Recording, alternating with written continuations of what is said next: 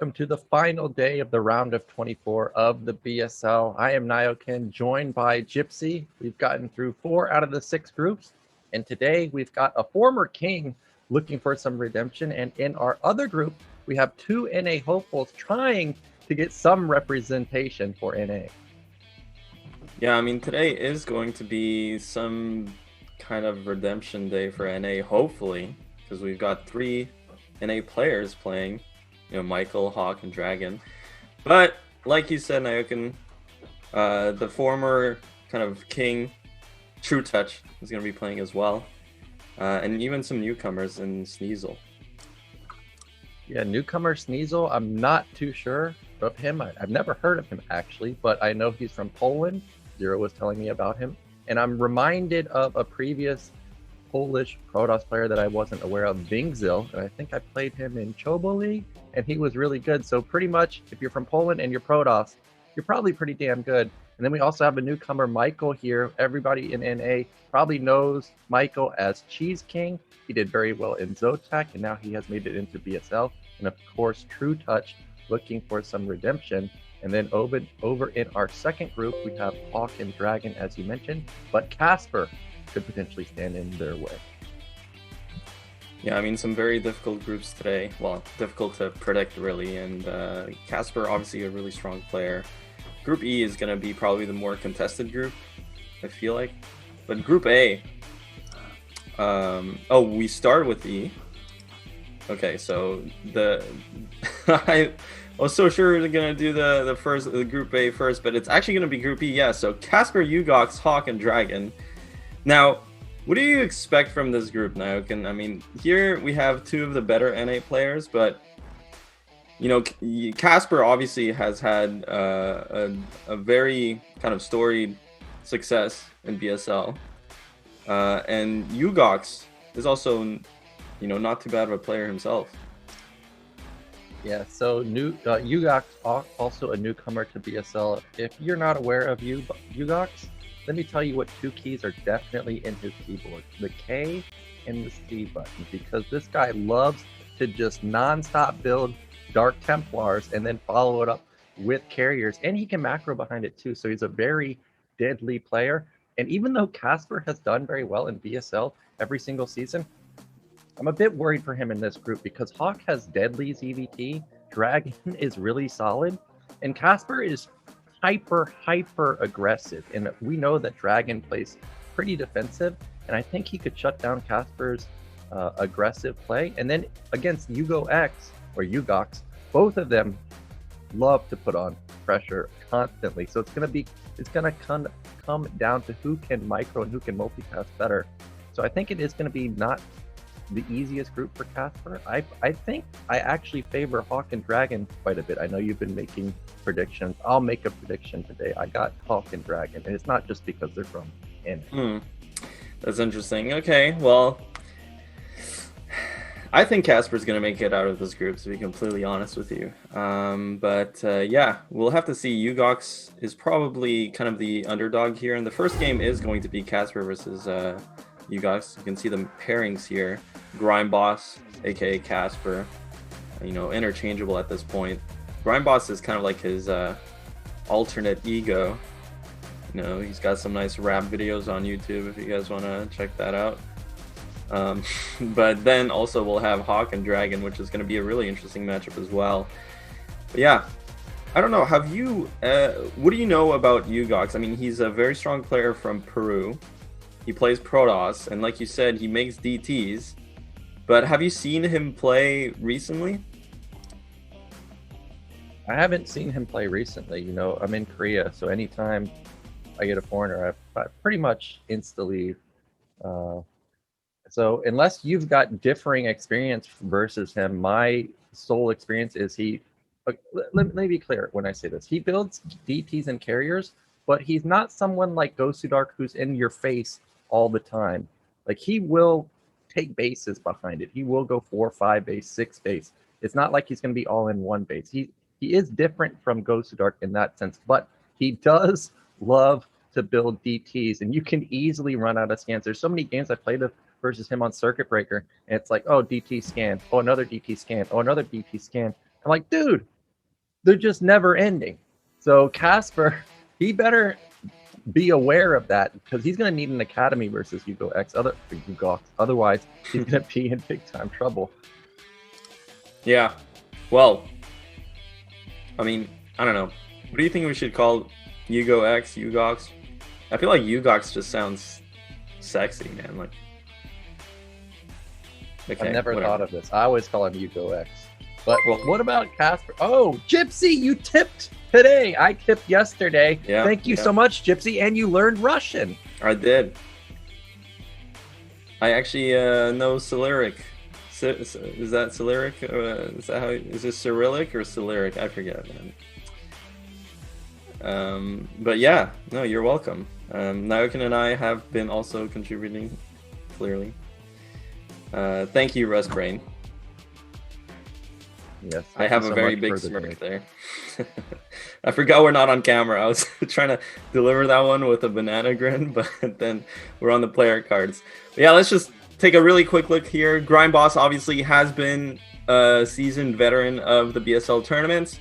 You know, still has yet to have a deep run, but he does have good games and memorable games.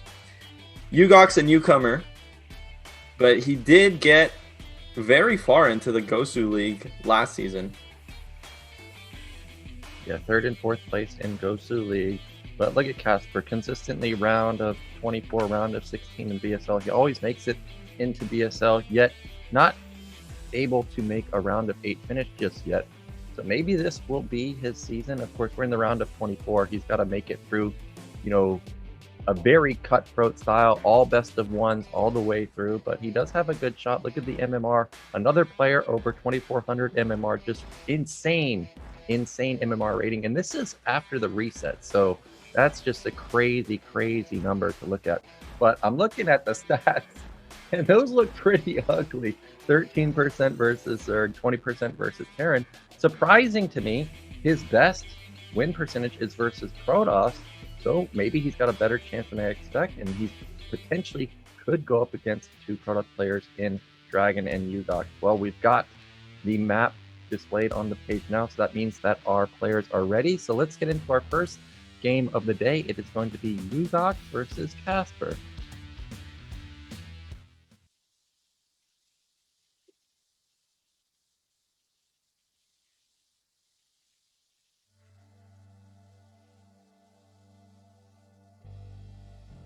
In the top right, our red Russian Terran. It is Casper.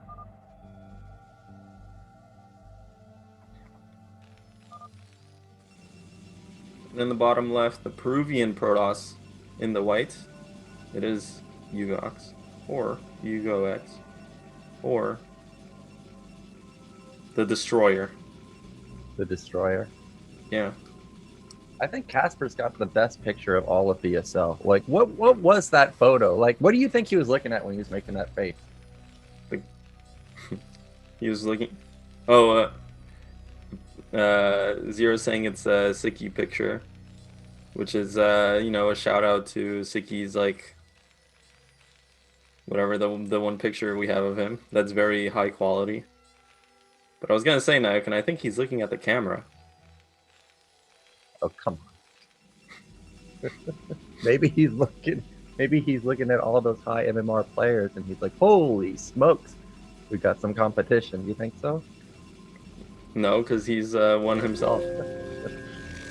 All right, well, we've got no proxy shenanigans from Yugox on Eclipse. Well, of course, Eclipse is a very common map for some proxy.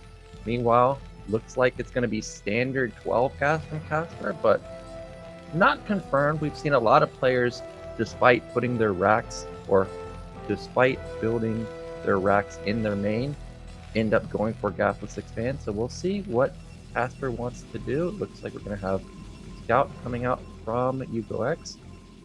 Now, you were mentioning to me that you played someone very famous today, and you were quite aggressive with a particular build. And when I think of aggressive players like what you played, Casper comes to mind. So what do you expect Casper to pull out? Are we going to see like a 4-fact? Are we going to see a 6-fact? I have no idea what you're talking about, Naokin, but no, you know, from Grime Boss's perspective here, I feel like, yeah, he does do it. It's one of two things. It's either gonna be this crazy like one base super aggression where we're doing like a very strong FD push or like a 2 factory attack, or it's gonna be something like a fast 3 base with no armory, with a late armory, into like a timing attack. I don't think he actually does like too many kind of dedicated like 2 base pushes in a sense. At least not that I remember. But those are the two kinds of styles that I would honestly put him on. Yeah, I remember a lot of Casper's games. He does a timing, but he also builds command centers behind it. And I just think to myself every single time, well, if Protoss attacks, you're dead because you don't have anything. Yet he somehow gets away with it every single time. So when you're calling the 3 base, no armory type of play, I tend to agree that that's most likely what we're going to see. Now, Eclipse is very wide open. It is hard to get a 3rd base. So if you do cut your factory count or cut units, you could be in a bit of trouble. So that might be something that Yugox could exploit. Now, behind this, it looks like Command Center is already down for Casper. I think he cut the bunker to get it down. So that's a pretty greedy opener. Yeah, he did. He cut the bunker off of 1 Marine to put down his Command Center, you know, super fast. So a bit risky there, but he's going to get rewarded. And the thing is that the probe did see it's 1 Marine, so potentially Yugox could just run by this bunker. That is a common move that a lot of players do. So Casper might be in a little bit of trouble. I hope he builds a 2nd or 3rd Marine. I actually don't mind this from Casper because he actually intentionally left the SCV in Protoss's base to kind of bait the Dragoon into basically chasing it, which allowed him to get this bunker up in time with the command center before it. So that's actually a really slick move there from Casper. And actually, it's in one of the Flash's tutorials. He even talks about it himself. So he gets away with this really early command center, and he doesn't get punished for that 1 Marine in the bunker because Yugox could have actually, that's the one thing I didn't particularly like, is that Casper kind of stayed on 1 Marine for a really long time, and he's going Vulture. So this is actually really risky. I'm not sure if he went for, looks like he went for mines. This here feels really bad, man. I mean, you definitely don't want to get the mine research to just put it in your base, and he would have been better served with going tank first. And if you're Protoss, you're quite happy to see that. And honestly, from Protoss's perspective here, Yugox is playing very standard. He did that 1 gate expand. It was a kind of a 2 Dragoon expand and followed it up with the robotic. So, oh my god, is he going to get the tank? He knows there are mines there. Look at that, very disciplined there from the Peruvian player. So, playing very well, almost gets a tank, gets a lot of damage on there. And, with this opening, as Protoss, you can feel pretty safe because I don't think the Terran follow-up is going to be too strong here. Especially after you see the mines getting laid in the base, and like essentially he also damaged some of the Marines and damaged the tank. So he has time here to get his robotics support up and tech into Reaver, and most likely after he gets this Reaver out with the 2 gate, he is going to take a 3rd base. Well, everything looks very standard from Yugox. He's going for that support base, so he's going to have some Reavers coming in pretty soon. He's got 2 gates. This is my preferred style if you're going to go for the Reaver play. It gives you the option to build a lot of goons without being committed to like 3 gate and then getting scanned, and then obviously Terran knows what's up. You're obviously going to go very hard on the goon count. So I really like this opener from Yugox. Vulture is going to come in, and unfortunately the support bay is going to be at the front, so he could potentially scout it, but instead he's sending it to the 3rd base. So at least it's going to be in position to see a 3rd base going up whenever the probe goes over there, but he does miss the support bay.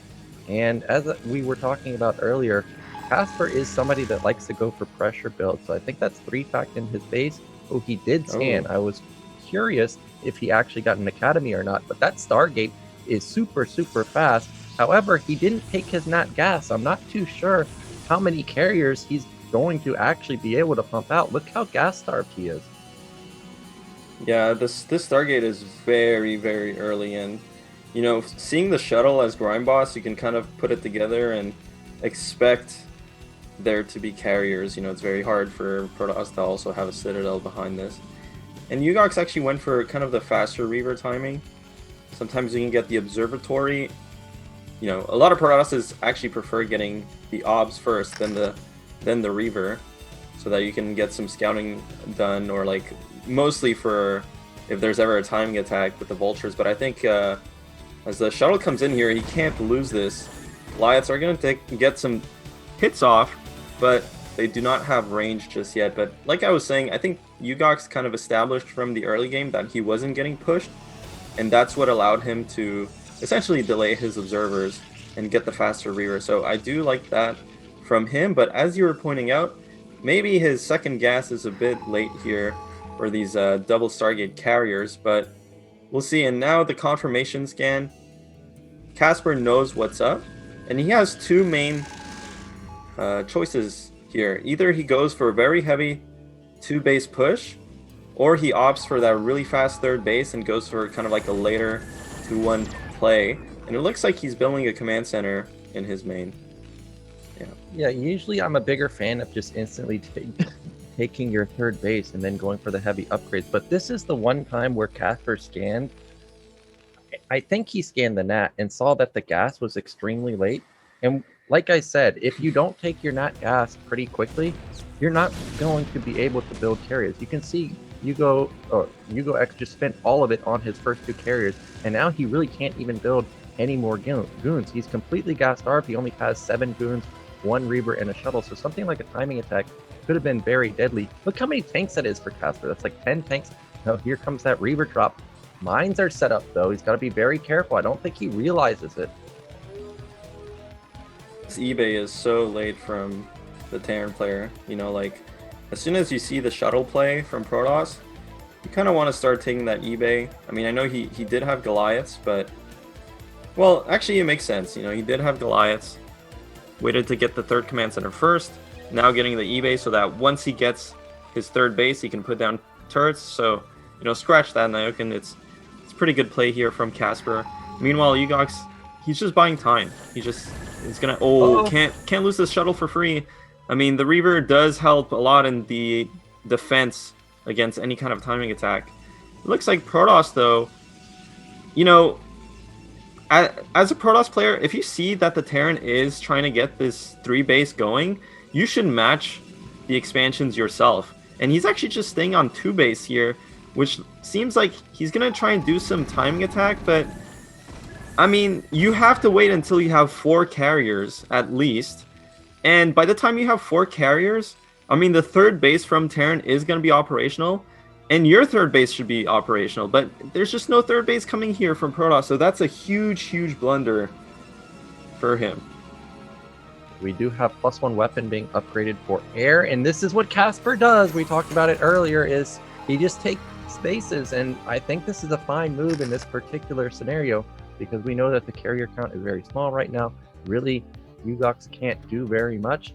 Now, I was wondering if Yugox was going to transition into a gateway flood. Just show 2 Stargate, act like you're going for carriers, but actually go gateway man.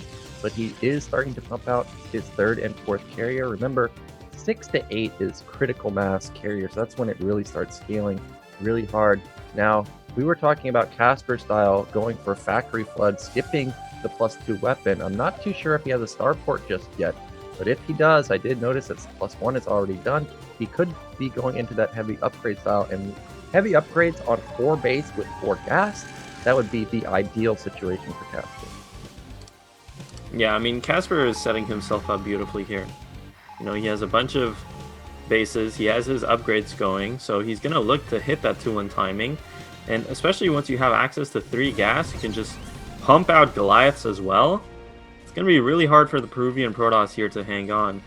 Now, the 2 first carriers coming in here. Oh, Vultures going into the natural of the Protoss player, gets a couple of transferring probes, and again, Yugox, he just doesn't have that 3rd base operational yet.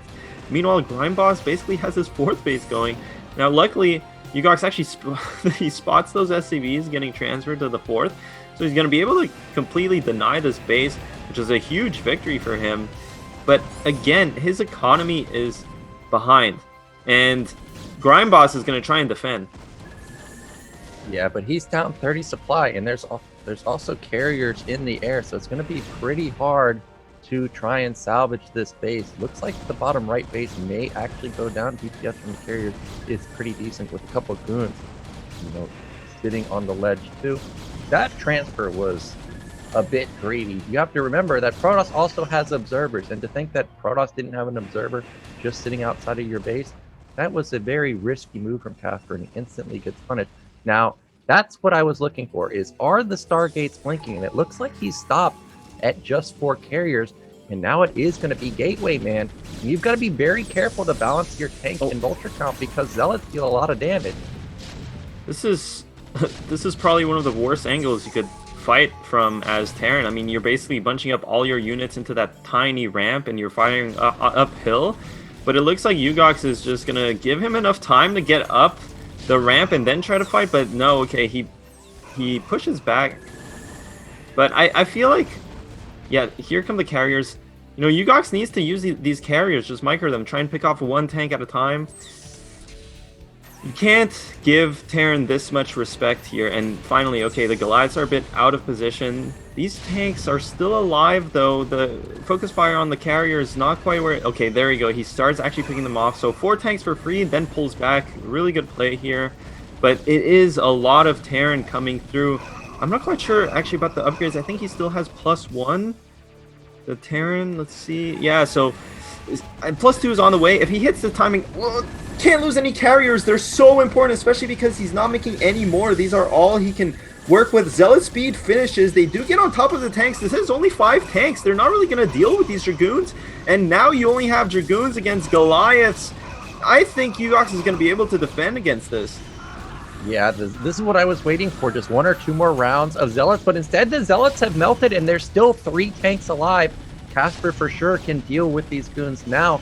Looks like the carriers are potentially out of interceptors. They're going to back off for now. There's still only 6 gate for Yugox, but he's got a handful of goons at the bottom. He should be able to stop this attack. Meanwhile, of course, those red dots at the top left, those are command centers, because this is Casper. He doesn't care. When a fight happens, he's building a command center. It looks like now he's starting to build vultures. He's realized that this is not going to be carrier man. It is mostly going to be gateway man. So he needs to build some more vultures, get some mines into his unit comp. And you know what I'm looking at in this screen that we're seeing right now? What are you Lack looking at? of Templar Archive. So there is 0 AoE in this comp. So if Casper can get up to heavy upgrades, he should melt this Protoss army. Well, the other thing I'm looking at is that there's no +2 weapons here for Terran. The upgrades are lacking. Yugox needs to start using these carriers. If you're going to play this carrier style, you need to have the presence of mind of just microing them. They're like very microable units.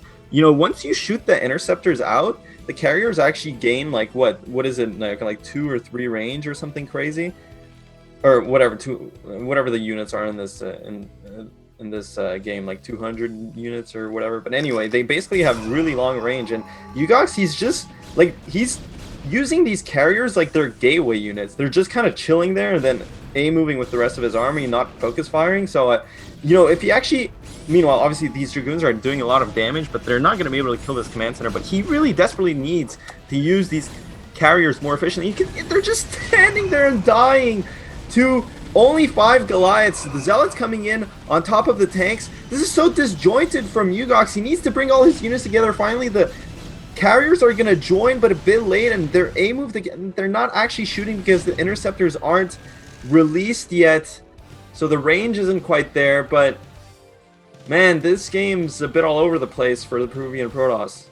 Yeah, it looked like that goon counterattack to top middle was going to be great. It was denying the mining. I thought it was going to potentially get the command center, but the botch attack in the front means he loses the majority of his army. Look at the supplies. It's 115 to 115. 4 carriers now out, but the gateway count is extremely low. But at the same time, Casper, he's just relentless with his pushes. He doesn't have a sizable army either, so he's got to be careful not to overextend. It looks like he just wants to continue to push the issue. I noticed he's got something like 9 factories in his base. So he has flat out more factories than there are gateways and stargates. So potentially he could overrun this Protoss army. Look how dangerously low that one carrier is. And if Casper gets access to top left, that's a double gas. That means he's going to have 5 gas. He's going to be able to pump out tanks, Goliaths, vessels for days. Yeah, I mean, I don't know what I was looking at here. You know, the Terran was kind of reinforcing that position with 2 tanks, and finally Protoss actually pushes through, but it took him a long time, even though really he should have been able to deal with that. And now, I mean, Casper has all these bases, but they're not really defended. He doesn't have too many units, kind of both on similar supply, but this is normal for a Protoss that goes carriers, you know. Unlike other types of Protoss compositions, when you go carriers, you're basically even in supply with the Terran, because, you know, the carriers are so much more supply efficient than the rest of the Protoss army. But looks like Yugox does spot this top left base. He is going to clear it out, and he is going to even the bases out. Now, really, Protoss here has to think about trying to get up to 6 to 8 carriers and just keep his army alive. And like you said, Nyokin, he needs to start mixing in Storm. Look at all the gas he has. The Templar Archives warps in at the 4th, you know, very interesting location. But it's still going to be a while before he does get Storm. Now, this is a good fight to take as Protoss, because you're coming in from high ground. The carriers have free reign on top of the tanks, and the Zealots are tanking. You know, there's no vultures to deal with these Zealots, and tanks and Goliaths surprisingly do absolutely terribly against Zealots. The big damage comes from tanks splashing, but then there's also splashing the Goliaths themselves. Yugox needs to just play or very patiently here. These carriers represent so much value, but he needs to be using them properly. Meanwhile, Terran is getting up to 2-2 upgrades, and his armory is spinning. Some DT's getting into the mix. There it is. It's DT carrier, man. I told you. And that's going to be the first of many to come out from Yugox. All that gas that he has, that's going straight into DTs. Now, we were talking about how Terran needs to get those powerful upgrades. Casper's at 2-2. I'm wondering, yep, that's what I wanted to see. What's the upgrades of Protoss? Protoss is at 0-0. So he actually just doesn't deal almost any damage to the Terran player. Hopefully that Forge is spinning for +1 weapon and not armor. I have seen a couple players actually go armor over weapon. It's a bit weird.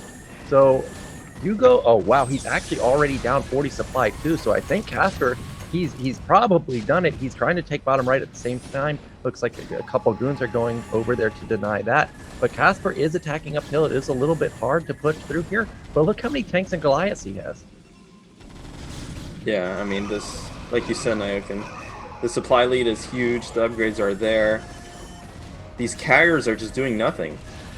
And yeah, another one goes down. I mean, that's going to be it. You guys really just not using those carriers efficiently.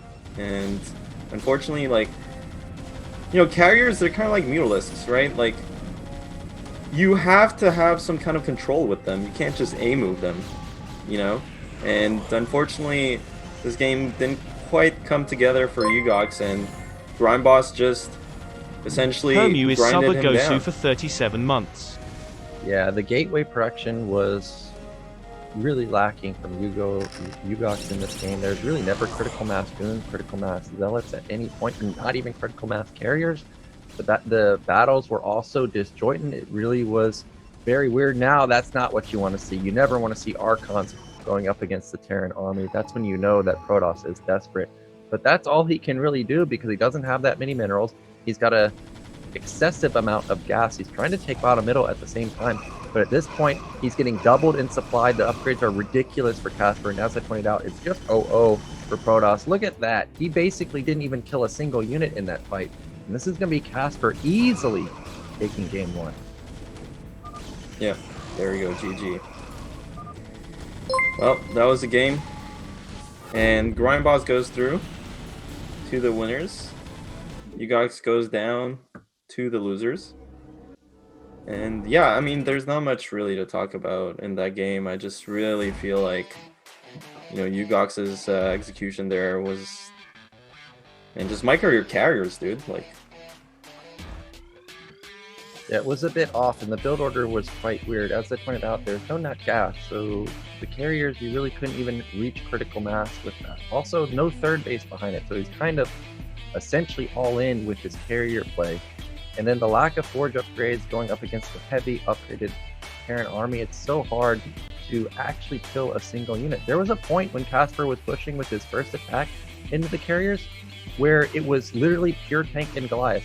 If there were 12 more zealots in that army, I think easily Yugox would have ran him over, but unfortunately didn't just have the gateway count to produce those units and ends up falling down to Casper. So he is going to move on to the winner's match.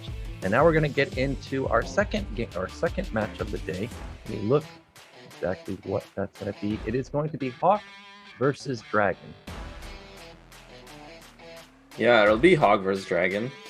Now, this, they've played a decent amount of games recently, and they were both in the tournament there to qualify for BSL that, we hosted for that first ladder season. So basically what happened was the first ladder kind of reset, and then there were certain players that were at the top but just didn't have quite enough games.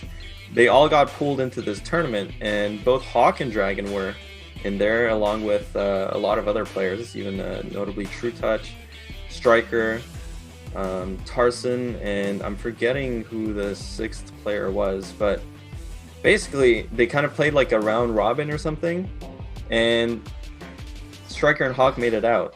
So, Dragon didn't quite make it out of that, and we'll have to see if he can bounce back here when up against Hawk, basically, is what I'm trying to say.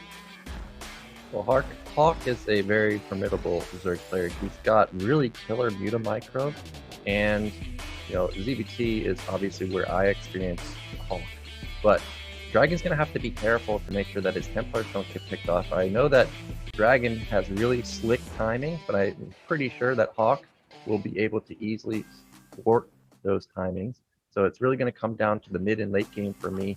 If Hawk can pick off some Templars, he's definitely going to be able to easily run over Dragon, I imagine, because he's got impeccable macro. But if Dragon can land some Killer Storms, his build order is going to be on point. He's going to macro like a god, because that's just what he does. He's super solid. So this is going to probably be a toss-up for me. I think it's about 50-50 either way. I personally don't favor either player. Dragon also is a race picker, so he has insight to the Zerg mindset, so he could potentially be thinking like, oh well, I know Hawk is thinking this, so I'm going to do this and pull out something super crazy. I'm always reminded of his game versus Eon Zerg in previous BSLs, where he went for that Zealot Archon timing, double Archon push, and just ran Eon Zerg over. So Dragon not only plays solid, but also has several builds up his sleeve. Yeah, I mean, they're both extremely solid players, and they're both very high-level players. I think I have to give the edge slightly in this matchup to Hawk. He is the Zerg player. PvZ can be a bit tricky. Though, as you mentioned, Nyokan Dragon does play both sides of the matchup. But still, he is the Protoss here, and Hawk he's just such a smart player. That's his strength. He really kind of understands what he's doing. He has a plan. He has build orders, and Dragon as well. I mean, don't get me wrong, Dragon's also a very smart player, but PvZ is not the type of matchup where you win through smart plays, through planning. It's really kind of the type of matchup you win through mechanics. And so he definitely is going to have his work cut out for him. But like you said, I don't think the edge that, if Hawk does have an edge, I don't think it's that big of an edge. I think really this is a toss-up. And both players do have some BSL history. Dragon, of course, has been a mainstay in BSL. He has had a deep run in Season 6. He did get 4th. And in general, has had good results. Hawk, meanwhile, just the one season in BSL. But looking to turn that around this time around. Yeah, and this profile, or these profiles, I love this. I'm reminded of someone saying, what, Hawk is just selling me insurance? That's such a great profile picture. But then look at Dragon's side. Now, I'm good friends with Skew, and they almost look identical with this picture. And what I also love about this profile picture, when's Dragon born? We don't know, just 1989, man. Like, just the whole year. That's his birthday. But as you pointed out, Dragon, he's got the results in BSL 6, getting 4th. Do you know who he beat to get to the top 4? Yeah, didn't he beat you? That's right, he beat me. So he was the lone NA representative back then, so he went pretty deep. And I think ever since that season, we've had an NA top 4 finisher. I think it's been Dragon, Jaeyoon, TT1 was top 4. I think TT1 did it twice. So Dragon looking to be another NA hopeful to go very deep. But yeah, Hawk standing in his way. You favor Hawk? I actually kind of favor Dragon quite a bit. I was looking at chat. Someone mentioned that Dragon went 5-0 versus Striker recently. So that's pretty impressive because Striker's got really insane macro, just absolutely crazy macro. Yeah. So I guess it's just going to come down to who's on their game. Yeah, pretty much. And also practice games are very different beast from tournament games, but the game here is going to be ready. It is going to be again on Eclipse, Hawk versus Dragon.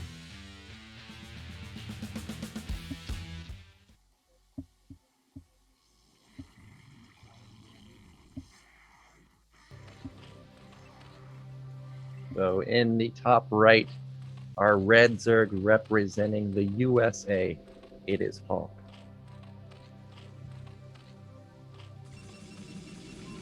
And in the bottom left, the Canadians are Zerg. Well, he is a Zerg sometimes. The Canadian Protoss, it is Dragon.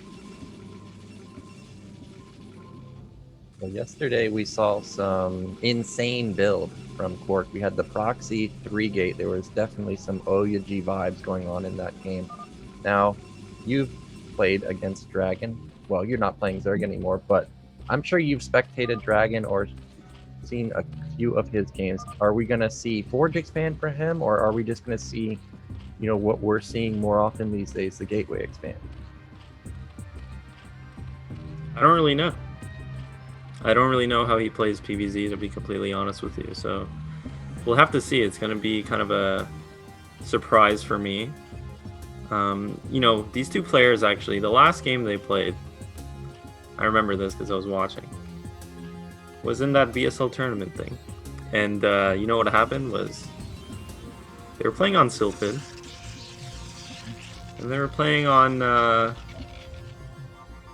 dynamic turn rate or something. I forget. Some turn rate.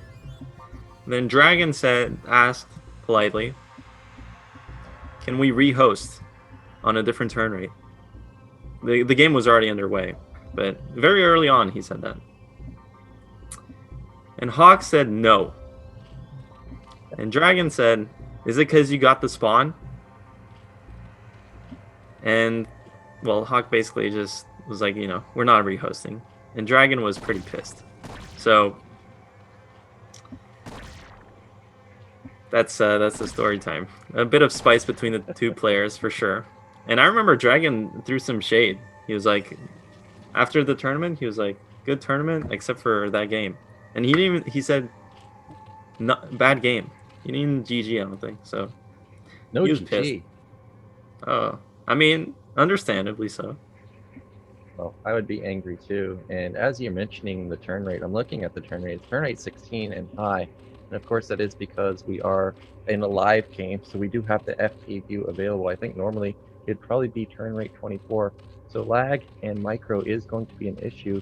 So hopefully that doesn't affect the players too much. I did notice that Dragon is going for that gateway expand, and it does look like Hawk is taking top middle as his third base. He's going to be on location, and there is that nexus. He's not worried about Lings getting in because he did not build his forge extremely quickly. Meanwhile, Overlord does spot 2 zealots and a probe moving out. So that's going to be a lot of DPS. Meanwhile, the probe in the main is still getting a full scout off, and he will notice that the gas timing is a little bit late, so he should know that a third patch is placed somewhere else out on the map. Yeah, this is very standard looking here if you're the Protoss player. And against the pool first opening, you do want to get that Nexus out on whatever, on 20. Then he finally gets 2 Zealots, pushes out. Has a couple of Zealots here with the probe. And he needs to get this ramp, because if the Zealot goes down, that's going to be really bad for him. Terrible trade for that one Zealot, but this Zealot is going to make up for a lot of it because of this probe helping him. Gets around 4 Zerglings, though this is really nice for the Zerg player, you know, especially if you can clean up these Zealots. I think he traded maybe four Zerglings in total for those 2 Zealots, and now all of a sudden, Protoss is kind of stuck inside their base, has no cannon, only 1 Zealot. And, you know, in some situations, Zergs here just pull the trigger. They have speed on the way, and then they go ling all in. But if they're not doing that, they could be throwing down a Hydralisk then. And Protoss is kind of stuck inside their base at this point. You know, it's really hard to build up that Zealot count to go out and scout. So Dragon has a very important decision to make here. Does he continue pumping out Zealots? It looks like he is. He's going to go back out with 3 Zealots, and this is important because he needs to have some kind of presence out on the map to get some scouting intel himself. Though having 1 cannon at his main is pretty risky, and he has no idea where the Zerglings are. Along with that Overlord spotting the front, it's very easy for Zerg to counterattack in that situation, but Dragon is banking on the fact that hopefully Hawk is just droning up, which he is, and this is going to be a really good move out for him. Yeah, another move out that looks like it went basically unscouted. He's gotten all the way to the ramp without taking any hits from the links. Now I notice that he's up the ramp, so he's trying to get into that sweet spot behind the mineral line. Hawk desperately trying to at least deny one of them. He gets a full surround on one, but that sneaky Zealot is trying to get to the other side. It looks like he may be able to successfully get there. Nicely done from Dragon. Even though he's not getting a lot of kills right now, he is in a great spot to trade effectively versus the Ling. Now, I didn't notice what Hawk was building in his main, but I'm pretty sure that this is going to be a Spire play. Meanwhile, I don't think we've seen Dragon's build at all. What is it? Yeah, there it is. There's a Stargate. Meanwhile, also Citadel.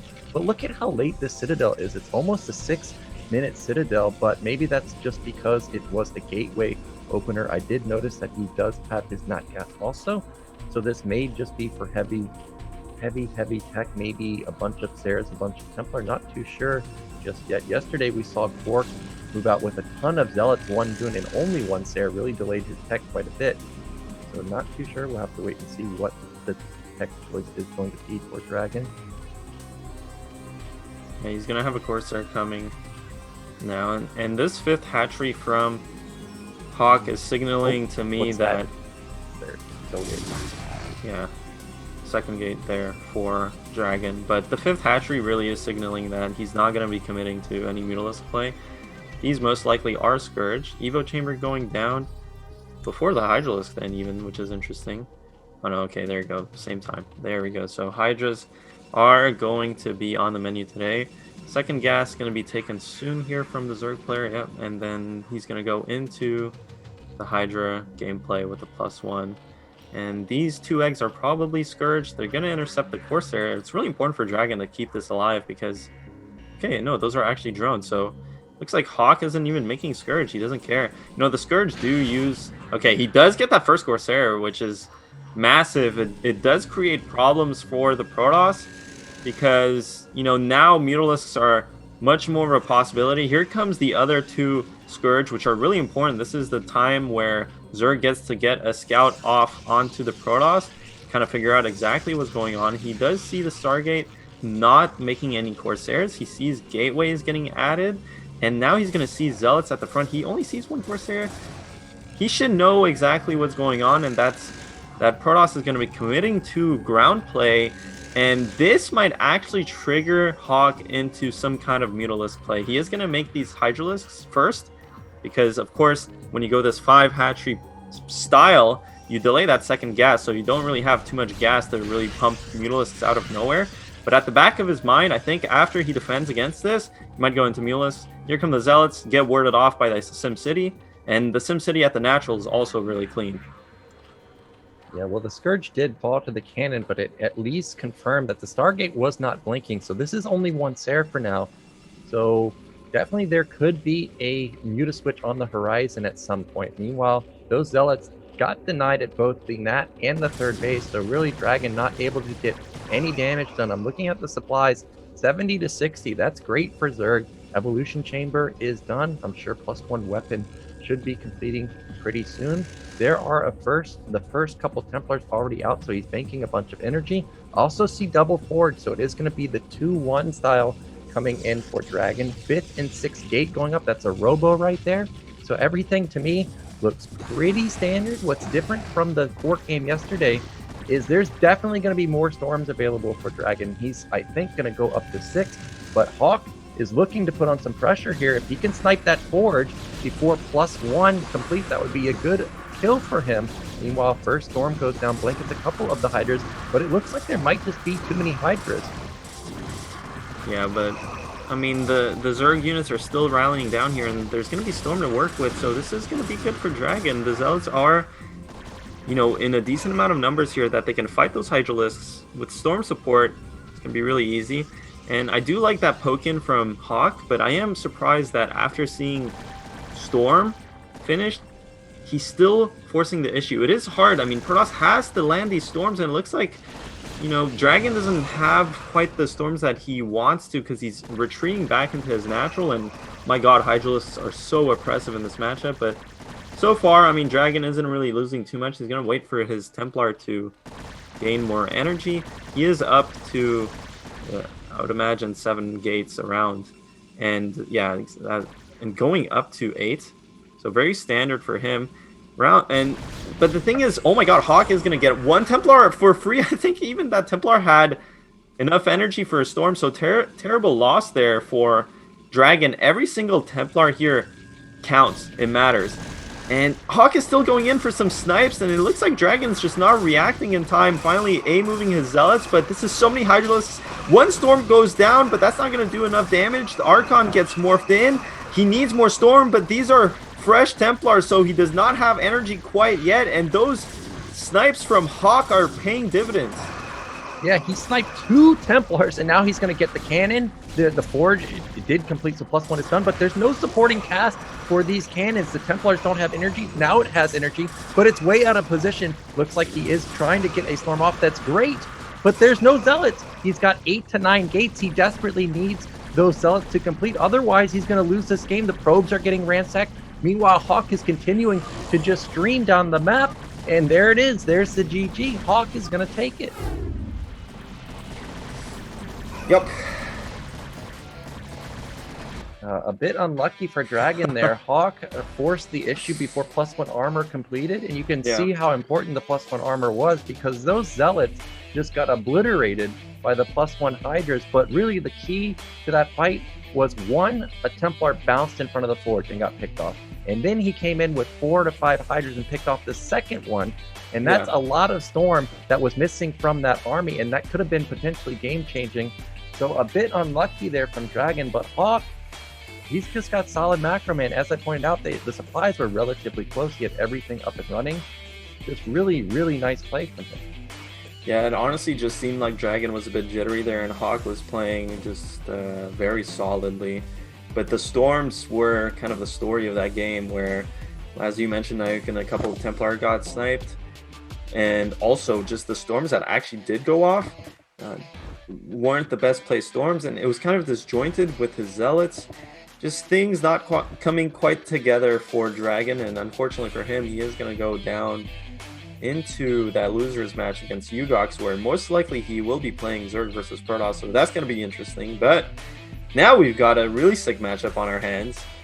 Nayokin is going to be Casper versus Hawk. Casper, we talked about it earlier, his profile displayed that his highest win percentage was versus Protoss, and only something like a 13% win rate versus Zerg. So that's not ideal if you're a Casper fan. However, I do remember a couple games from him where, just like in his PvP, he plays extremely aggressive, but also extremely greedy. There was one game I remember in particular, no wall, no bunker, 1 racks eBay into 5 racks, and was the fastest +1 I've ever seen, even faster than normal. And he got away with it because that just apparently always happens for Casper. Somehow he gets away with it.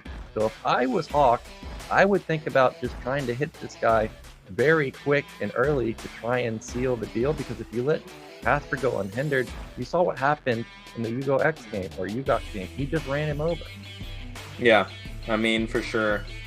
The answer to the type of play that Casper does is to just play really solidly and hit your timings, your early mid-game timings. And the thing is, though, Hawk himself, and especially in ZPT, he can be that type of player as well. He's the type of player where, you know, the Spire finishes, and instead of Mutalisks making their drones, and then he makes his Mutas later. So he also tends to try and go for some of these greedy plays, and that's going to be an interesting matchup against Grime Boss. Now, of course, Grime Boss, I kind of remember he did have a couple of games last season where he went mech in TVZ, and this map, or rather this match, is going to be on Sylphid. So what do you think the chances, well, I mean, what do you think the chances are that Grime Boss goes mech? Yeah, I was actually just about to mention that I do remember a couple games him going mech. Now, I can't remember if he had success with it. For some reason, I'm thinking that he did not have success with it. So I think he should stick to Bio. Sylphid is a map that you can split, and it's not like Polypoid where there's a ridiculous amount of bases. You can split it and be down like just one base, and that's fine as Terran, as long as you're getting into good positions on the map. So Sylphid could be a map where we might see the mech play. We talked about it yesterday, how the natural is kind of a nightmare for Terran. There's even when I played BSL versus Eon Zerg, I put turrets in a horizontal line next to my gas, and even walled off my SCVs coming out of the gas. So it's just a nightmare at bottom right in particular. So it wouldn't surprise me if we actually do see mech. Yeah, no, so we might see mech. Sylphid is the type of map where mech is really strong. But I don't know. I feel like we'll have to see. I haven't seen Grime Boss play versus Zerg in a while. The game is ready though. The map is going to be on Sylphid. So winner gets through to the round of 16. Let's see who it's going to be.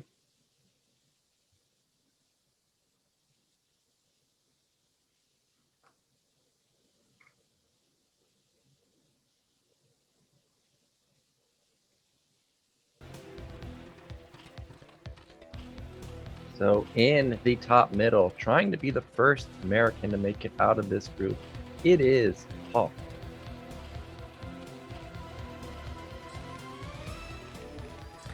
And in the bottom right, in the orange, the Russian Terran, it is Grime Boss. Yeah, so bottom right, this is the position that I'm talking about, where if you do build a horizontal turret line right next to your gas, that will wall in your SCVs. I know from experience. But bottom right is the position that I personally like the most for walling.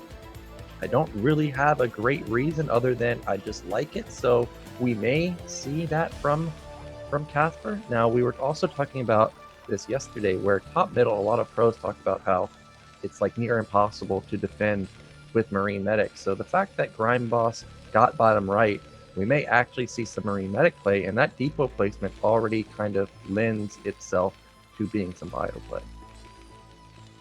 Yeah, I mean, we'll have to see Nyokin, because you know, not every player walls even when going mech. Of course, on a map like this, where you don't have a ramp to work with, and you want to open up with a factory, I do tend to agree you need to wall, because early pool builds can completely shut you down, specifically because you don't have a ramp to work with. So it is very indicative here that we are most likely going to see a Rax expand. Hawk himself is going to go for that 12 hatchery. Now, you know, Sylphid is the type of map where Terran could have opened 8 Rax.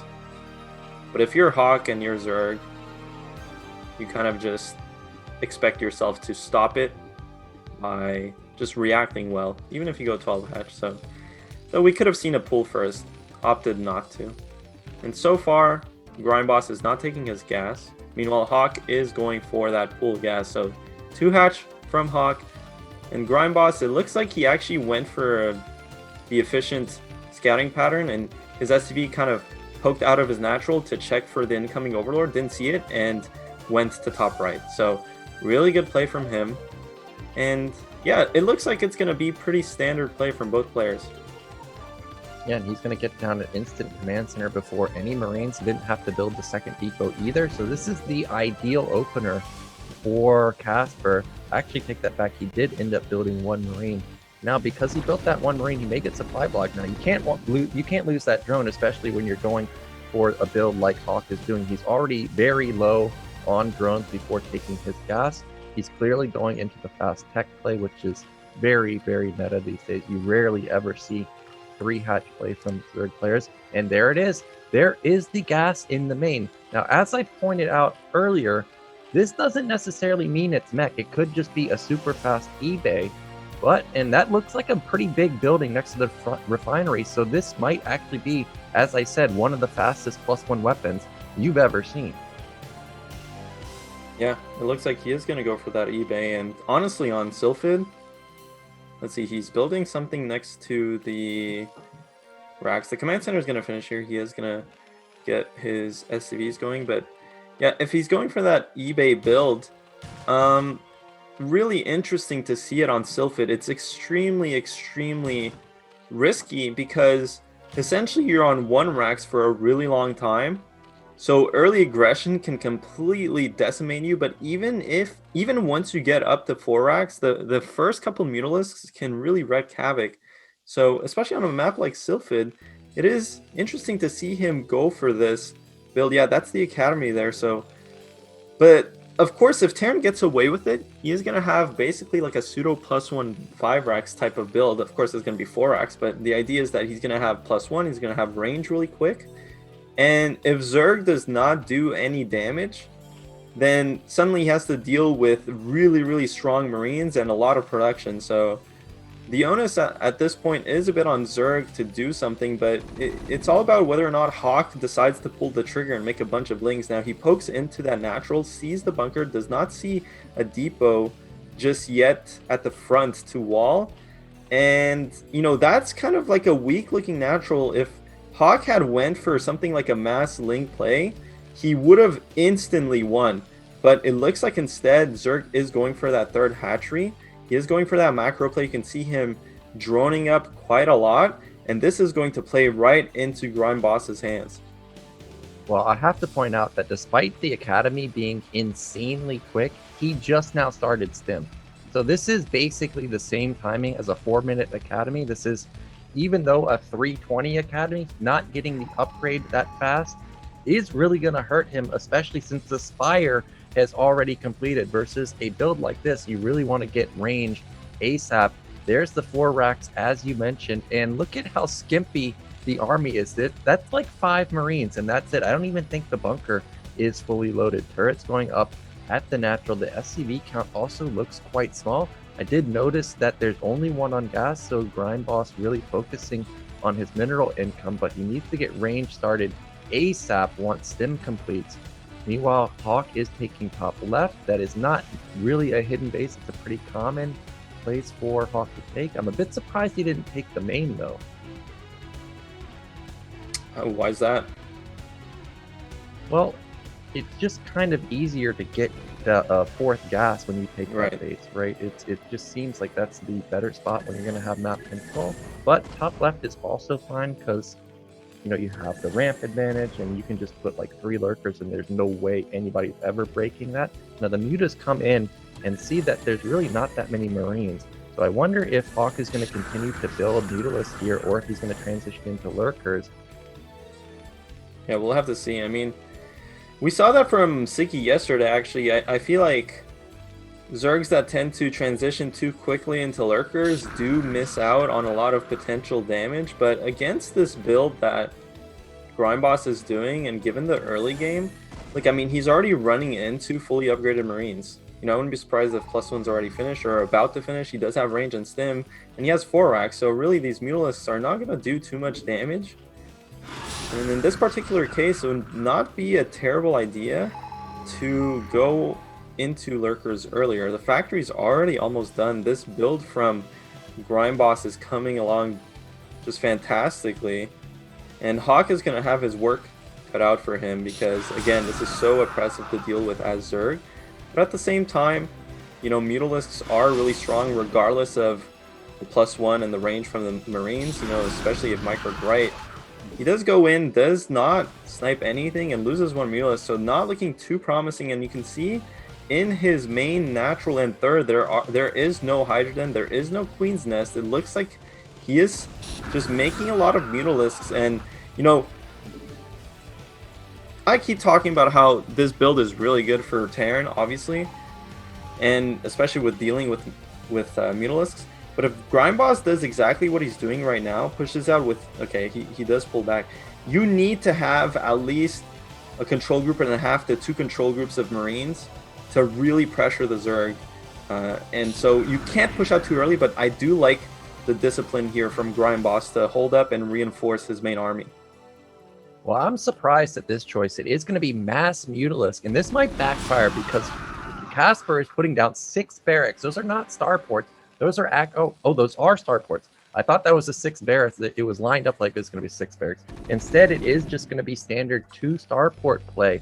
Once a radiate comes down, those Mutalisks are going to be massacred. And I'm surprised mostly from this choice because really he hasn't killed that many Marines with his Mutalisk. So he's now going to have to fight heavily upgraded Marines with pure Muta. They don't have, okay, there's the +1 armor. At least he's got that going for him. But as you mentioned, once you get 2 groups or so, Marine Medic does a ton of damage. And Casper, look at him, he's constantly reinforcing. Now he's up to 3 groups.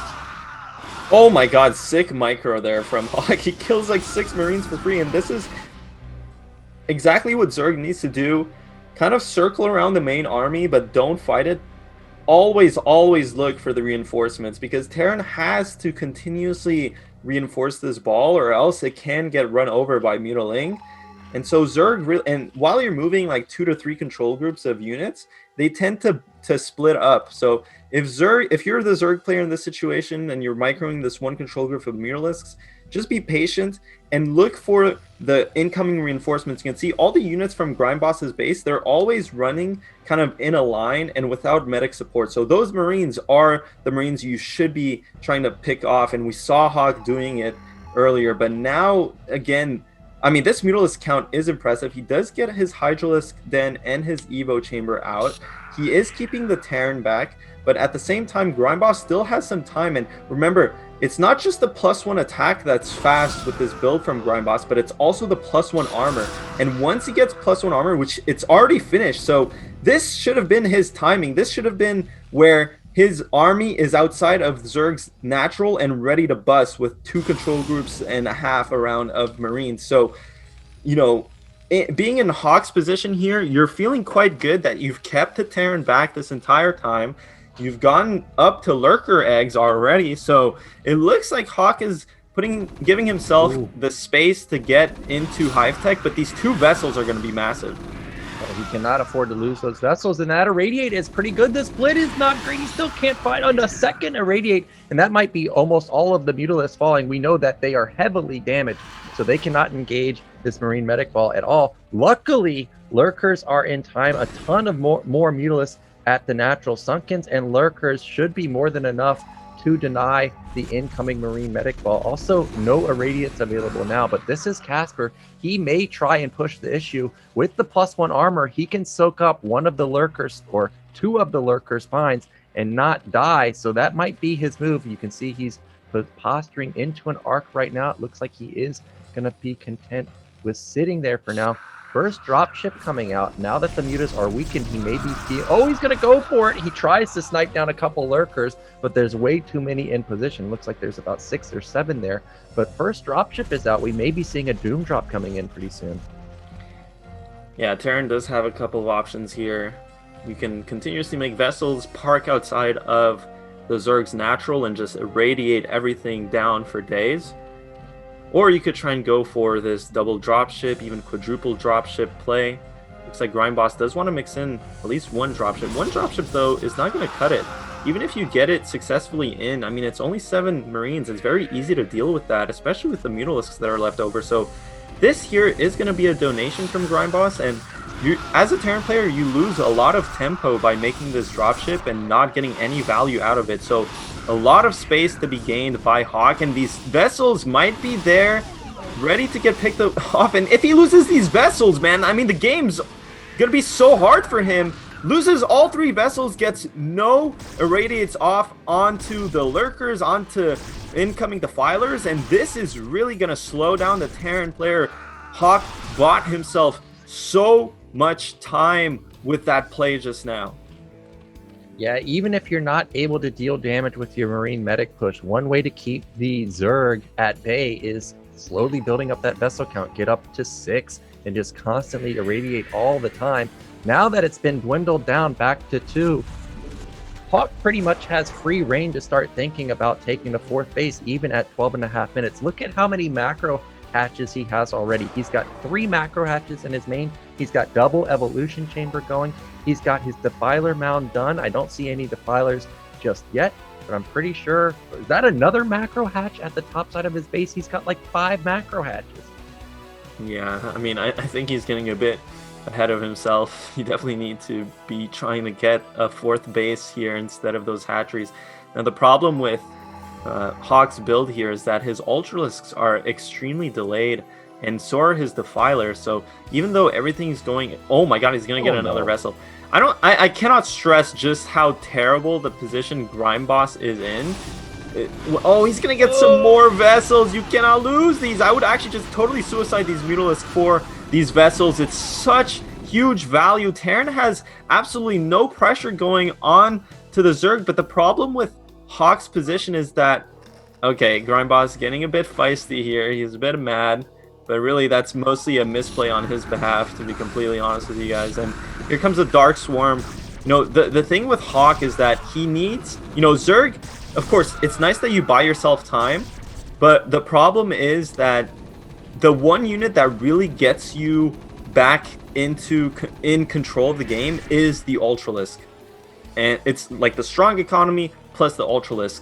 And it's once you get those Ultras out to push kind of the Marines away from your natural that you can start expanding. And you can see Hawk at this stage of the game, he's still on 3 base, and so's Terran, and Grime Boss is even going up to 4 base. So, you know, Hawk's tech is a bit slow here. Yeah, well, Hawk is in a commanding position. He's got even upgrades for now. I'm not sure if Casper has +2 on his Marines. I imagine he should by now, but look at +2 just now kicked in for the Zerg. And if you're ever even in upgrades versus the Marine Medic Ball, you're going to be feeling pretty good with Ultralisk. Here come the Ling, Lurker, Defiler attacks now. Hawk is feeling pretty confident. Meanwhile, Casper taking bottom middle, I think that's a smart base to take because it has access to another gas, so you can start pumping out those crucial fire bats that he needs. Also, it's high ground, so it's going to make it a little bit harder for the Zerg to push up. But look, there's a Defiler already over there. These 2 Lings and 1 Defiler could definitely shut this base down. I can't believe that Grime Boss lost even more vessels. Nothing is going his way. I mean, the only thing that's going his way is that he's like spending his money and he has bases. It looks like he's playing really well, but the problem is that Terran is nothing, absolutely nothing without vessels in this matchup. It doesn't matter how many Marines you have, it doesn't matter how many bases you have. If you do not have vessels, you'll not be able to keep up with the Zerg. But Hawk, on the other hand, I mean, look at his bank. He's getting up to 2k minerals. He still doesn't have a 4th base. He still doesn't have a 5th base. He still doesn't have Ultralisks out. So he really is struggling, despite the massive advantage that he has, to just get into that commanding position. Now, where are the Ultralisks, Nyokin?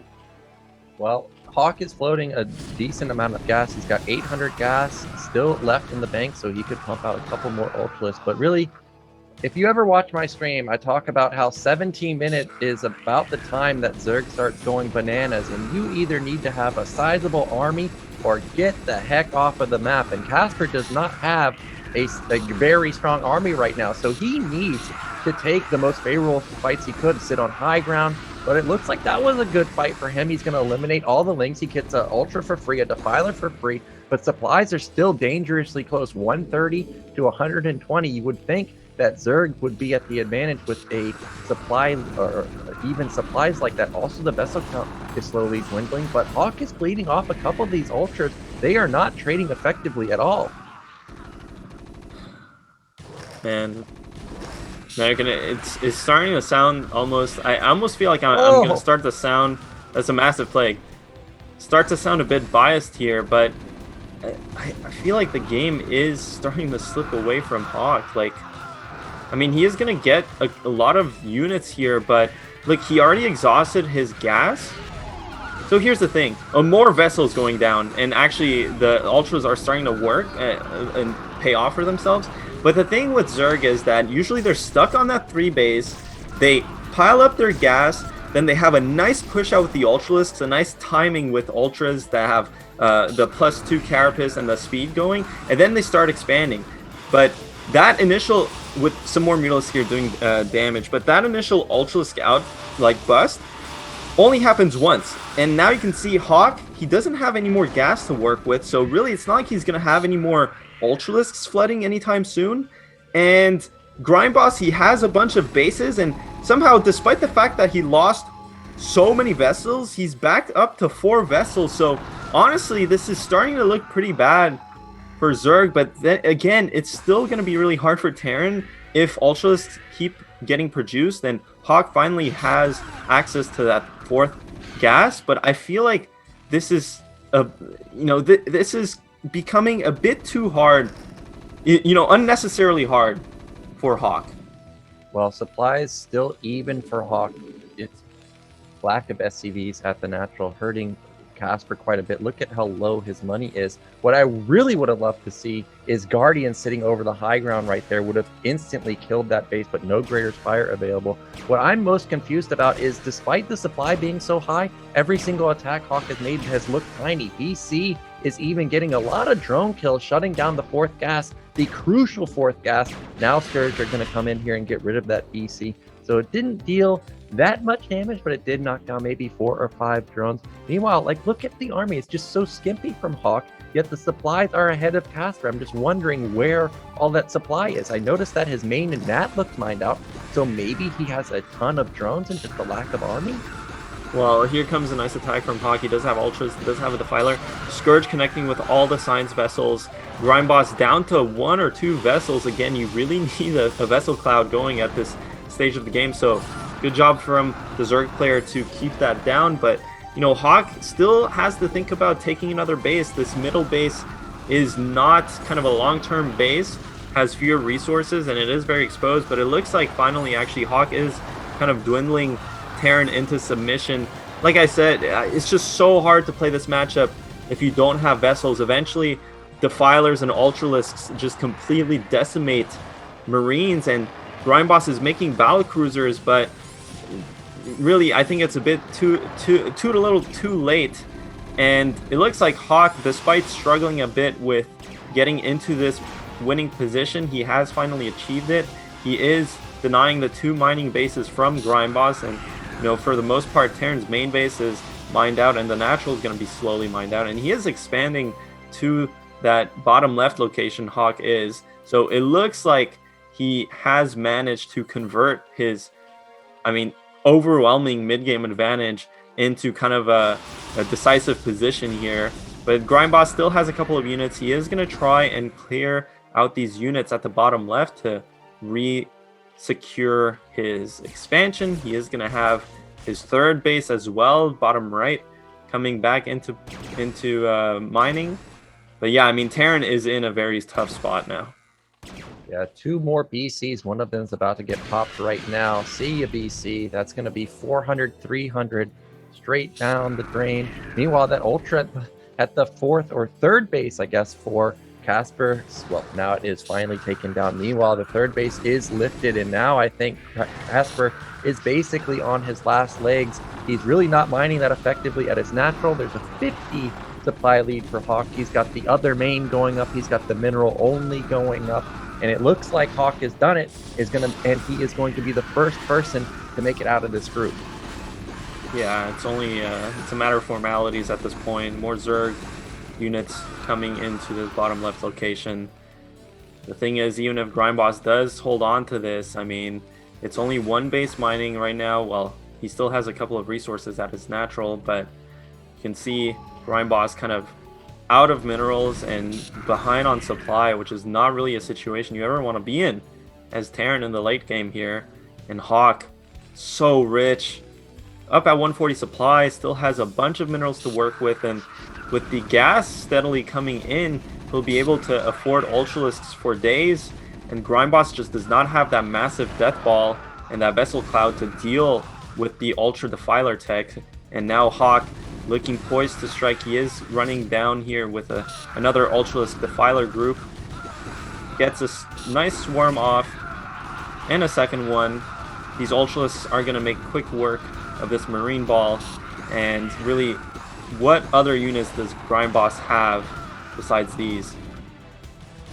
Yeah, he really just doesn't have much. It's just constant lings going to that third base trying to shut it down. And even if there's only 2 or 3, these lings should be able to deal quite a bit of damage. The Marine is trying to be a hero. Look at the micro. 2 hits left. Okay, those 3 ultras are definitely not going to be able to be dealt with by the Marines, but the Irradiates, I guess, can deal with them for now. I'm still waiting for the big ling flood or something. Like, every single attack Hawk has made is super tiny, but look at the supply. He's approaching max. I'm just so confused where all the supply is, and there's another big hit onto multiple vessels, and I think that's finally going to be the nail in the coffin. Lings are finally getting into the main, and now Casper, he taps out, and Hawk is going to be our first finalist. I don't know if that was a tap out, but that was definitely a leave out. So Grime Boss does go down. Hawk first out of his group. Not surprising, to be honest. He is so strong right now. He has had such good results in general through his play. And honestly, it did look very kind of suspect, I would say, though, because that mid game he had an overwhelming advantage. I mean, when you kill that many vessels for free, basically, I mean, it took him a while to get into that Ultralisk tech. It took him a while to get that 4th gas running, but eventually he did succeed. He got through there and essentially dealt with Grime Boss, even though, you know, Grime Boss's early build was so strong that if you get away with that +1 fast +1 build, you can get into such a nice position, but just didn't pressure enough with his Marines, I feel like. And anyway, so that's it for that game. But up next is going to be another woozer. It is going to be Dragon versus Yugox, with Dragon playing Zerg. Yeah, so Dragon, the race picker, we are going to see a ZVP here, not a PvP. Now, I'm not too sure about Yugox's PvZ, since I only have experience versus him PvP, but Zero linked us, you know, some of the history of Dragon. One of the last times we saw Dragon ZVP was in the Season 6 when he got past me. He was rewarded with facing Bonnet, and he took Bonnet to Game 5, and unfortunately his all-in did not work. I remember that game specifically because he did exactly what I wanted him to do. There was an opportunity for for Dragon to all in there. He went for it, but unfortunately got scouted at the last second, and it ended up being denied. But this guy definitely does have the killer instinct. His Zerg is no slouch. His PvZ's I think his PvZ is a little better than his ZVP, but his ZVP is definitely up there, and I think he's got a good shot versus Yugox. Yeah, totally agreed. And honestly, when you... Okay, so we're... So actually, before we get into that game, we are going to take a quick break, guys. So don't go anywhere. We'll be right back with the conclusion to Group E.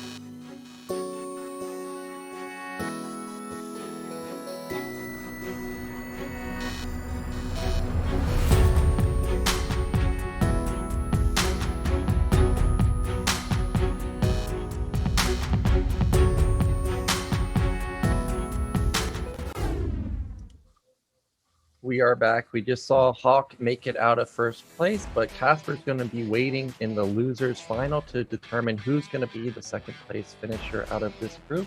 But before we get to that, we got to get into our losers match, which is going to be Dragon versus Yugox. Yeah, and again, we were talking about how Dragon is going to be playing Zerg. And I feel like this matchup really kind of shows Dragon's kind of big brain, for lack of better words. But you know, it is really through his EVP that he shows just how patient he is, how calculated he is, takes his time, plays a very solid kind of late game oriented style. And Yugox is going to have his work cut out for him. Again, Yugox is kind of the newcomer here to the BSL Pro League. Didn't have the best showing in his early game against Grime Boss, so hopefully that doesn't affect his confidence too much.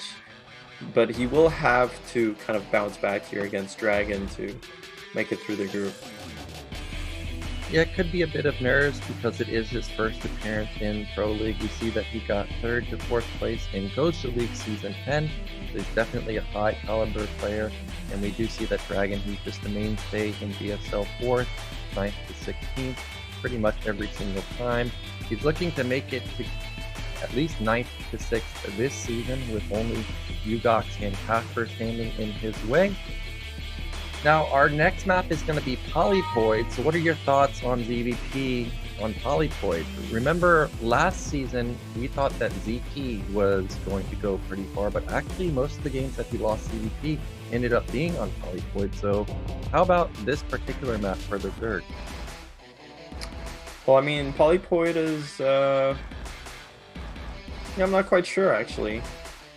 I think most maps kind of look similar in PvZ these days anyway, because for the most part, Protoss is kind of contained to the 2 bases for a really long time, and you know, once they push out, then they start expanding, which is kind of similar on all the maps. But I'll say this, like, it is nice for Protoss because all the bases are together.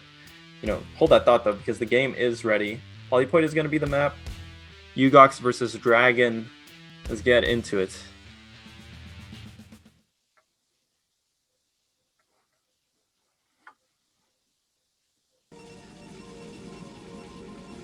So in the bottom left, in the blue, our South American Protoss player, it is Yugox.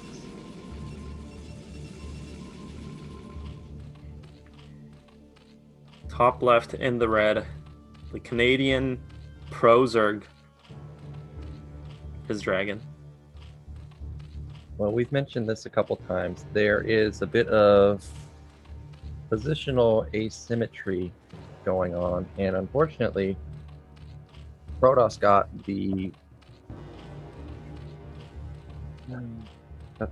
bad end of the stick, because now he's going to be pushing uphill if he does try to go for a timing versus Dragon. So I'd really like to see Dragon take his, I guess, 4th base at that mineral only, set up Sunkens, potentially sit on high ground with his Hydralisk. It would be so hard to push into it. Meanwhile, he's going to have direct access into the natural. He doesn't have to go up high ground like he would if he was at bottom right. Now, this is a curious thing because this looks like it's going to be a Forge expand, and we really don't see that often these days. Or it could be 12 Nexus. You know, yesterday I thought for sure Quark was going to pull out the 11 Nexus on Silted, but it ended up just being the Forge expand. But now it looks like Yugox is actually going to go for that Nexus because he's approaching 400 minerals. Yeah, he is, and it's going to pay off for him. No, actually, it is going to be a late Forge here. 11 Forge, 11 Nexus is what it looks like, because he's still close to 400 minerals. Yeah, that's quite weird. But anyway, it is going to be a Forge opening. And Dragon is going for that hatchery. Only makes 1 Ling. You know, very curious here. Maybe if Dragon delayed that hatchery a bit. Nah, there's no way. This cannon is timed out perfectly here for Yugox, so nice play from him. And yeah, Zero pointing it out that it could have been a nice kind of cannon rush position there for Yugox, but it looks like Yugox was really trying to go for that Nexus first, regardless of what happens, or for that quick Nexus rather, because we didn't see a fast scout from him. Probe is going to get up the ramp, but pushed back down by the 2 Zerglings. That's going to be really nice for their Dragon, because now Yugox does not know if there's a gas going for the Zerg player.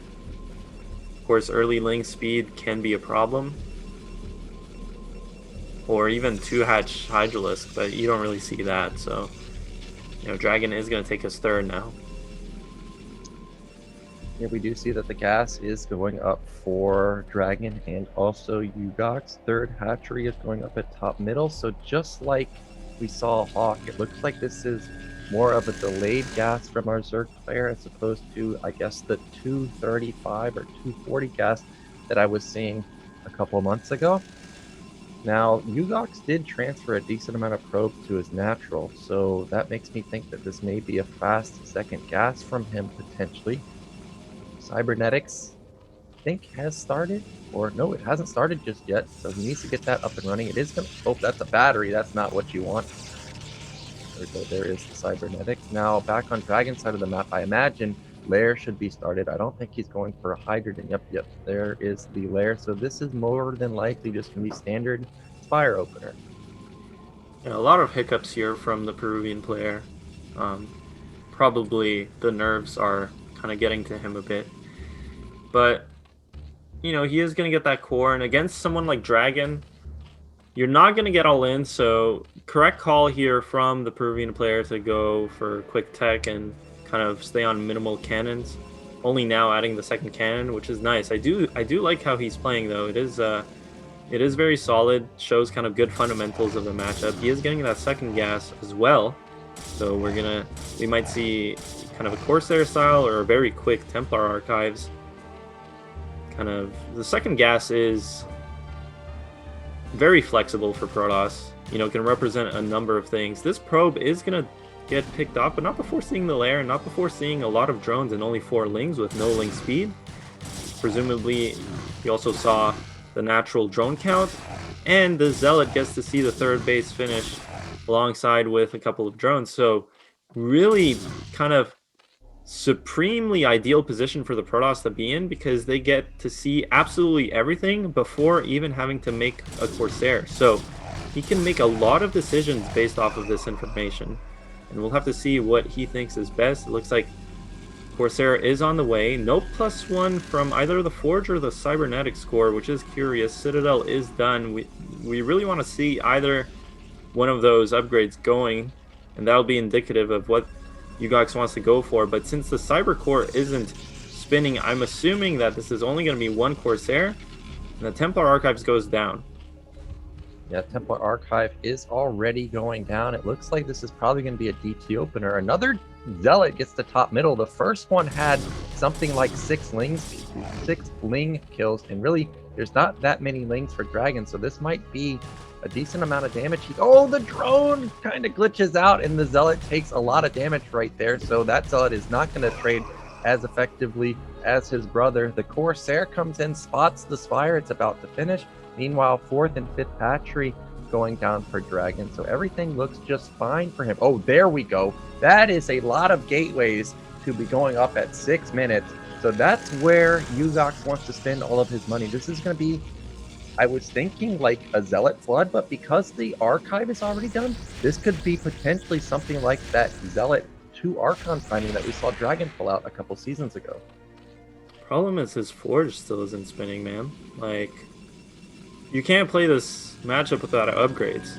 You know, like if you run into like, especially, you know what's funny actually, especially versus a player like Dragon, because Dragon is the type of player that he doesn't play the meta ZVP, right? Like he's not gonna go for Hydra Muta, he's not gonna go for mass Hydras at all, really. He kind of plays with a lot of lurkers and like lurker ling almost into quick hive. And so if Dragon gets that early Carapace upgrade, which it looks like he does have, okay, well, this is looking like a Hydralisk opener, but we'll have to see. If he does get a Carapace really early on, I mean, it doesn't really matter, any upgrade for that matter. You know, Protoss, you just can't skip these upgrades, dude. Yeah, +1 is super important for the Protoss player. 2 shots lings also is somewhat of a break point versus the Hydralisk. So it's very critical that you end up getting weapon, at least for Protoss, if you're going to get any upgrade. 6 hatch coming in for Zerg. Meanwhile, 3 Templars were built, I guess, and a DT was built. I'm kind of surprised by this choice because the gateways came so fast that I really thought that this was going to be double Archon and Zealot. I'm not too sure how well that would have fared versus Dragon, but from what we see, there really wasn't much defense. There's no sunken goons. Okay, I don't know what's going on now, but we're going to have Goon Templar? Well, I mean, I don't think this is a bad idea at all. Dragoons really are kind of the main... So Protoss, the entirety of the Protoss kind of early mid-game is to build up to a big Dragoon Templar ball. Now, usually you see Zealots really early on because they're extremely cost efficient and they allow you to live against Hydralisks. But kind of in a vacuum, if Protoss could ever get away with just not making Zealots and sit there and just make Dragoons, you can see Dragon isn't actually pressuring Yugox. Whereas usually in ZVP, at this stage, Zerg's always just barreling down the Protoss natural, and that's when you need Zealot Templar to kind of survive that that stage. But if you can get into this Dragoon composition as early as possible without basically taking damage, it is ideal. So this is good for Protoss, but one thing is that he is moving out way too early, and the second thing is that he does not have upgrades. So we'll have to see how this push goes. I mean, it is 100 supply. Usually you kind of want to wait till around 120, 110, 120, 130. So I don't know if he's going to have enough units here, and the Zealots are not upgraded despite the fact that he had a very quick Citadel. Well, these Templars should have double Storm available. That's a good one. Hits a couple of Hydras and a bunch of Lings. And those Goons, oh, that's a lot of Lings to be produced. He's trying to get on, and Hydras from the back. And Yugox, with this comp that I thought was going to overwhelm the Hydra Ling, ends up getting massively flanked, and all of the Goons fall. Also, those Zealots he just produced were not even rallied to meet up with him. +1 just completed after the fight. Now he's going to try and expand behind that. I don't know about that because Dragon's already got 6 hatch up and running. Also, he realizes that he just shut down 2 of the Templars. Both of those storms were pretty good, but now there's no AoE left over. So looks like Dragon may be looking to put on some pressure, but if we look at the supply, still a 25 supply lead for Yugox, so maybe he will be able to hold. Yeah, I mean, I don't know. I feel like the nerves are getting to Yugox. Like, not having Zealot speed at this point in the game. Okay, finally it finishes. He did push out too early, though. Like, you really need to get to a certain supply as Protoss to be maximum cost efficient in these engagements. It looks like Dragon is going to switch to Mutalisk. I mean, there are no Corsairs. If he can kill this Templar, that would be massive, but doesn't quite do it just yet. And he is taking a lot of damage on the Mutalisk. Going to run past this base, going to go into the main. There is one cannon to defend there, but it's just one cannon. That is 10 Mutalisks that are going to make short work of it.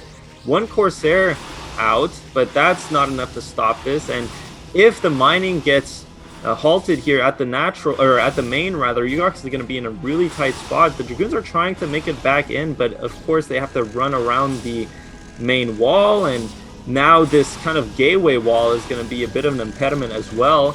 They do get on top of these Mutalisks rather, and so Dragon does pull back, but that mining interruption is going to hurt him for sure. Yeah, and now a couple Templars have been produced, so there is going to be at least a little bit of AoE for our Protoss player. First lurkers are coming out. Also, the Mutalist not only shutting down the Nexus, also confirmed the robo timing. So he knows there's no observer anytime soon. Maybe there's about a 30-second window that he can hit. If he can pop these cannons, oh wow, that's a lot of cannons. 4 cannons there, so I'm not too sure about that. But regardless, he can at least set up a nice contain for now. Muta's coming into the main. I think this is a distraction for his third base attempted attack, but that's a lot of Zealots on the high ground. Here come those Lurkers and Hydras, but the Lurkers go in first and take a lot of damage to the cannons, but those Zealots are heavily clumped up and are taking a ton of damage. Great Storm on top of the Mutas comboed with the cannons. All of them get eliminated, and this was a huge failure from Dragon. Yeah, I mean, what was that attack? that's the kind of attack that gets the Protoss back into the game. And really, I mean, Yugox is in a fine spot right now. Lag. Well, that is quite ironical. Even supplies for both. Ironic. Dude, ironical is not even a word. You didn't even call me out on that. I just let it slide. Yeah. Supplies are even. It's 105 to 120. Usually that means that it's kind of in Zerg's favor quite a bit, but Yugox got his 4th base going up at bottom middle. Meanwhile, Dragon's still only on 4 base. It looks like it has just started. I'm not too sure of his tech. I noticed that he has +1 weapon, but I don't know how far along his +2 is. I don't know if he's got Hive. Looks like he's got about maybe 7 or 8 patches. But now, Yugox, despite having the slow +1, he does have +2. I'm still not sure about his forge count, if it's still on 1 or if it's 2, but it looks like he's kind of stabilized at this point. Still, the gateway count is quite low at only 6. Would like to see at least 2 or 3 more coming in pretty soon. I did see second forge in his main, so that's nice. He's going to be completing his armor and shield upgrades, relatively quickly. Back in the main of Dragon, I don't think we saw Hive, so he is stuck on Lair Tech. So that's a bit suspect because he definitely needs to start going into the heavy upgrades now that Protoss is going to be on 3 to 4 gas. Dragon is trying to take that 5th base here. Yugox does spot it out. It's a nice spot to be in though as Protoss because he does have that 4th base finally. He has a decent amount of supply. Yugox is going to try and intercept this 5th base before it goes down. Only on 6 gateways though. You would expect him to kind of increase his gateway count by now, especially being on the 4 base. Dragon, I do like that he is on Hive Tech. He does have that Defiler mound, but it is a bit hard to kind of make progress on the map with Defilers in this matchup. It's not like versus Terran, because Protoss does have an army composition that can fight under Dark Swarm quite decently, especially against low number of Zerg units. But yeah, we'll have to see here. I mean, Dragon, he is going to get control over top right, and because he does have Hive, that means that he will also have a Nidus, and he'll be very well set up to defend top right. Well, give me some insights into the Zerg, because, the Hydra timing has come and gone. The Mutata, okay, well, never mind. Scratch that. A big attack from Protoss, and kind of Dragon has split defenses, so I think that this is going to be breached. There is a decent amount of lurkers, but the storms are great. The first Defilers are out, but they don't have energy for Dark Swarm. Look at these storms blanketing all of the lurkers. Sure, the Zealots have melted, but that's a lot of Dragoons left over. It looks like there's still no consume available. Defiler gets popped. There's only one available, but Dragon coming in through the back. That is going to be another massive flank, and it looks like maybe Dragon can just barely hold, but Zealots coming in through the back. Also, now the Goons are hiding up high ground, and what looked like was going to be a great attack for Protoss ends up going in Zerg's favor. Yeah, and I'm kind of thinking back to the early game where we didn't see the Forge spinning. I'm really curious what the upgrades are like for both players, because, yeah, only 2-1 for the Protoss. I mean, at this point, you're for sure 3-2. It looked like those units just didn't trade at all well with the Zerg units, despite actually having a good position there. And Yugox, for a second, it honestly looked like he was going to bust Dragon before this Hive Tech kicked in and the Defilers kicked in. But Dragon, with that flank and with the Hydra Ling composition, basically on even upgrades, did hold. And now, Zerg is looking to expand to mid-left. Top right is going to slowly but surely become operational. And yeah, the Nidus is finished, so you like to see that as a Zerg player. Protoss, meanwhile, once you get into this late game situation, you kind of have to start thinking about your late game composition, whether it's adding Reavers in, going harder on the High Templar, and really trying to take a 5th base, because, if Zerg gets up to basically Defilers with Lurkers, it's really hard to kind of end the game with a big kind of Dragoon attack, obviously, because Dragoons don't hit Swarm. He is going to deny this hatchery though, and I do like that Yugox is thinking about storm drops. This is exactly what Protoss needs to do. Just start harassing, go into shuttle tech, and expand behind it. Oh, it's actually a DT drop. Yeah, quadruple DT drop. That's what I actually thought it was going to be. And he's decimating the drone line. And because the DTs have such high DPS, he could even take down crucial buildings like the Spire and the Defiler Mound. It would be really nice if he can pop that Evolution Chamber too. Deny +3 or whatever the Zerg is upgrading. The Overlords are completely out of position. Meanwhile, these Lings are not able to clean up these DPs. Spire's gone. I think Yugox is not going to be able to hold mid-left. But Dragon is going to lose a lot of crucial tech. If there were a Storm right there and he blanketed those Lurkers, that would be huge losses. Spire is gone. Pool is going to fall. Something like the Hive could potentially fall too, because Dragon really is focusing all of his attention on that attack at mid-left. Finally, Hydras are going to come in and save the day. Meanwhile, Yugox is scrambling to get up this base because bottom right got denied by a Ling drop. No, the Hydras are just barely out of range of the Overlords. More Lurkers moving in to deny this base. What happened to the Defiler?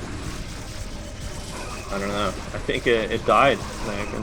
Yeah, it looks like I think I saw some Defiler blood on the ground there. And honestly, the fact that Yugox denies this hatchery, now he's building cannons himself. He's trying to just expand at that spot. But there are Lurkers there, but really 4 cannons with the added units here are going to clear that up.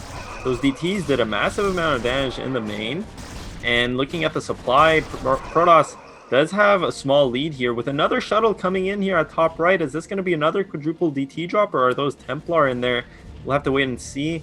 Oh, 1 Zealot comes out, 2 Zealot. Okay, it's a 3 Zealot, 1 DT drop. So they're going to do a lot of damage, though, against these drones. Oh my god, and Dragon not reacting. He is going to lose his mineral line there. And this is starting to look pretty dicey for the Zerg.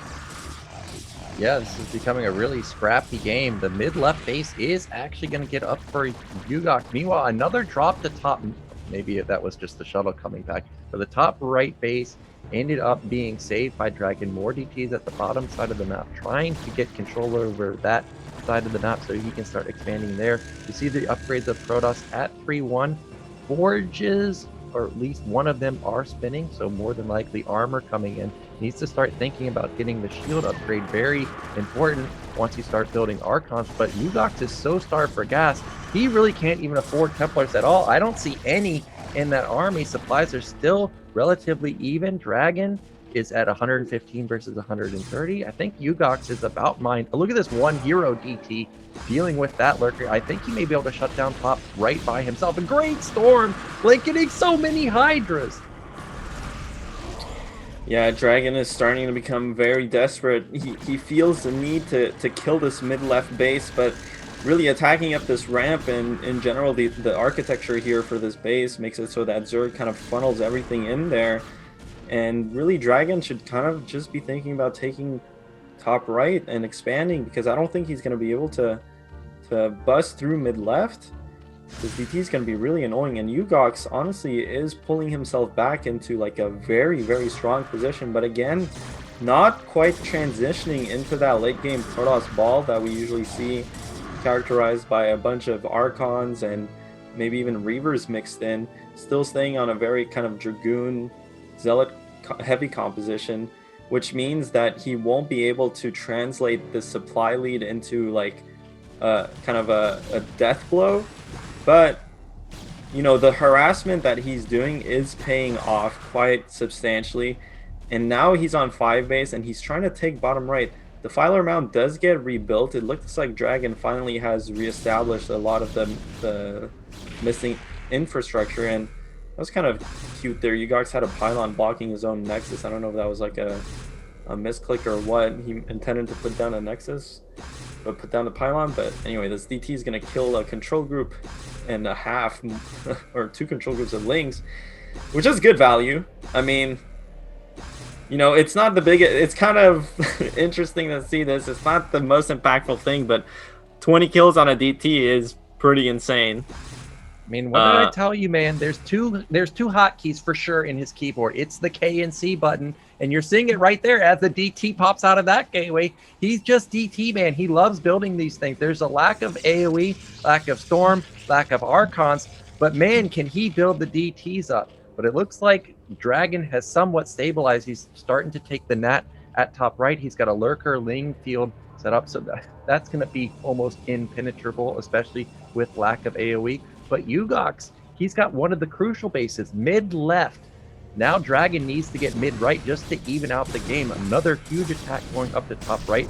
Dark Swarm coming in, so I don't think he'll be able to push through. Yes, he is going to back off, but Yugox starting to get bottom right. I think he's in the lead now.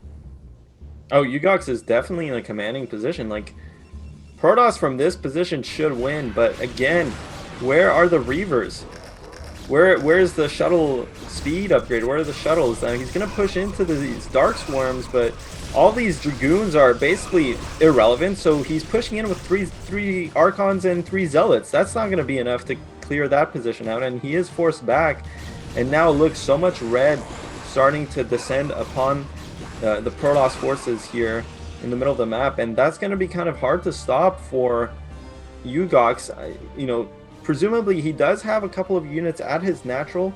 He is going to have to start sallying them out. Still making so many Dragoons, but dude, this guy's got the Filers out. You got to think about something else now. And the hero DT coming in here, Tassadar, or Zeratul, my god. He is going to look to try and kill. No, he goes down instantly. Darkstorm does get casted. Storms as well. Looks like Dragon has found a nice counterattack opportunity here.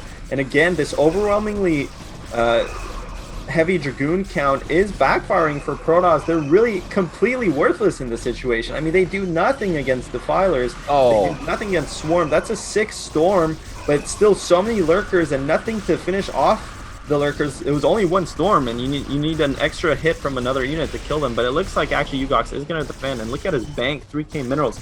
He just needs to get into Archons or Reavers, man. Stop making these Dragoons. Well, those Zealots were running in like they were going to deal with the Lurkers, but instead they just ran by, and instead we're sending out another Oh, he got instantly popped. The Overlord was in range, but look at that hero DT in the back. He manages to take down one of the Lurkers, and that is going to get cleaned up. But that was a big win for Dragon there. Supplies are now even. There's no longer a 30 supply or 40 supply lead for Yugox, but he is going to get up the main. And now he's going to have access to 1, 2, 3, 4, 5, 6 gas. Protoss, sure, Zerg has a lot of gas too, but man, powerful units on the Protoss side once they can start getting gas counts like that. Now the Ling Flood is coming in, but is this enough? There's no Defiler here, so I don't think he's going to be able to push through. Yeah, well, this is where it gets scary, especially when Protoss stops or starts losing tempo out on the map and has to deal with Ling Floods non-stop. It can be a bit daunting, but again, more Dragoons coming in. This is not the answer. And if Yugox continues to make these Dragoons, honestly, it's going to give Dragon the opportunity to continuously attack. If, you know, honestly, all he needs is a couple of Archons with Zealots, and he would hang on to all of these bases easy peasy at this point. But now Defiler is getting into this bottom side of the map. Darkstorm is going to be cast. Again, the Dragoons are not going to do much against this, and it's only 3 Zealots and a DT. So the Defilers are kind of just AFK right now. And more Zerg units coming in. You need more splash for this. Just Templar, Reavers, everything. Now it looks like a couple of Zealots are joining in with the Templars, but this Ling Lurker composition is going to start pushing down. And if a Dragon kills this base and takes control of the bottom right sector of the map, it is going to start spelling disaster for Protoss. Yeah, but that's not going to fall because those DTs are still there. They got to deal with the Ling, so the Overlord is too scared to move into the cannon, so the DTs are actually going to clean up all of those Lings. The Lings end up taking down the majority of the cannons, though. But then an observer has spotted mid-right. I'm waiting for the DT rally to go over there, and it looks like that's exactly what's happening. Look at that DT, man. He just continuously builds them, and he's got his eyes set on mid-right. Going to clear up some more Lings. I think now Yugox has enough of an army to start thinking about popping mid-right. Bottom right should be up and running. I see it has completed. Zealot is over on the right side. It's going to get a couple drone kills, and it looks like Dragon is kind of fizzling out. Yeah, and honestly, like you said, Nayokin, earlier, this mid-left base from Yugox is huge. it's huge. It's been mining this whole time. It's allowing him to continuously pump out units and go blow for blow. And now, if he stabilizes and keeps control of these two bases at bottom right, the game will be so tremendously in his favor. But again, more red coming down here. I can only imagine it's a bunch of Lings. Are they going to get inside of this Sim City here? It's only Lings, man. So where are Yugox's forces, though? They're kind of lagging behind, only now coming to reinforce. If the Lurkers do burrow before they get engaged on, maybe Dragon can actually kill this Nexus. The Lings do make short work of all the buildings there, but they're not covering for the Lurkers, so this Nexus is going to go down, but he does have another Nexus at bottom right. That was a huge pick-off, though, from Dragon.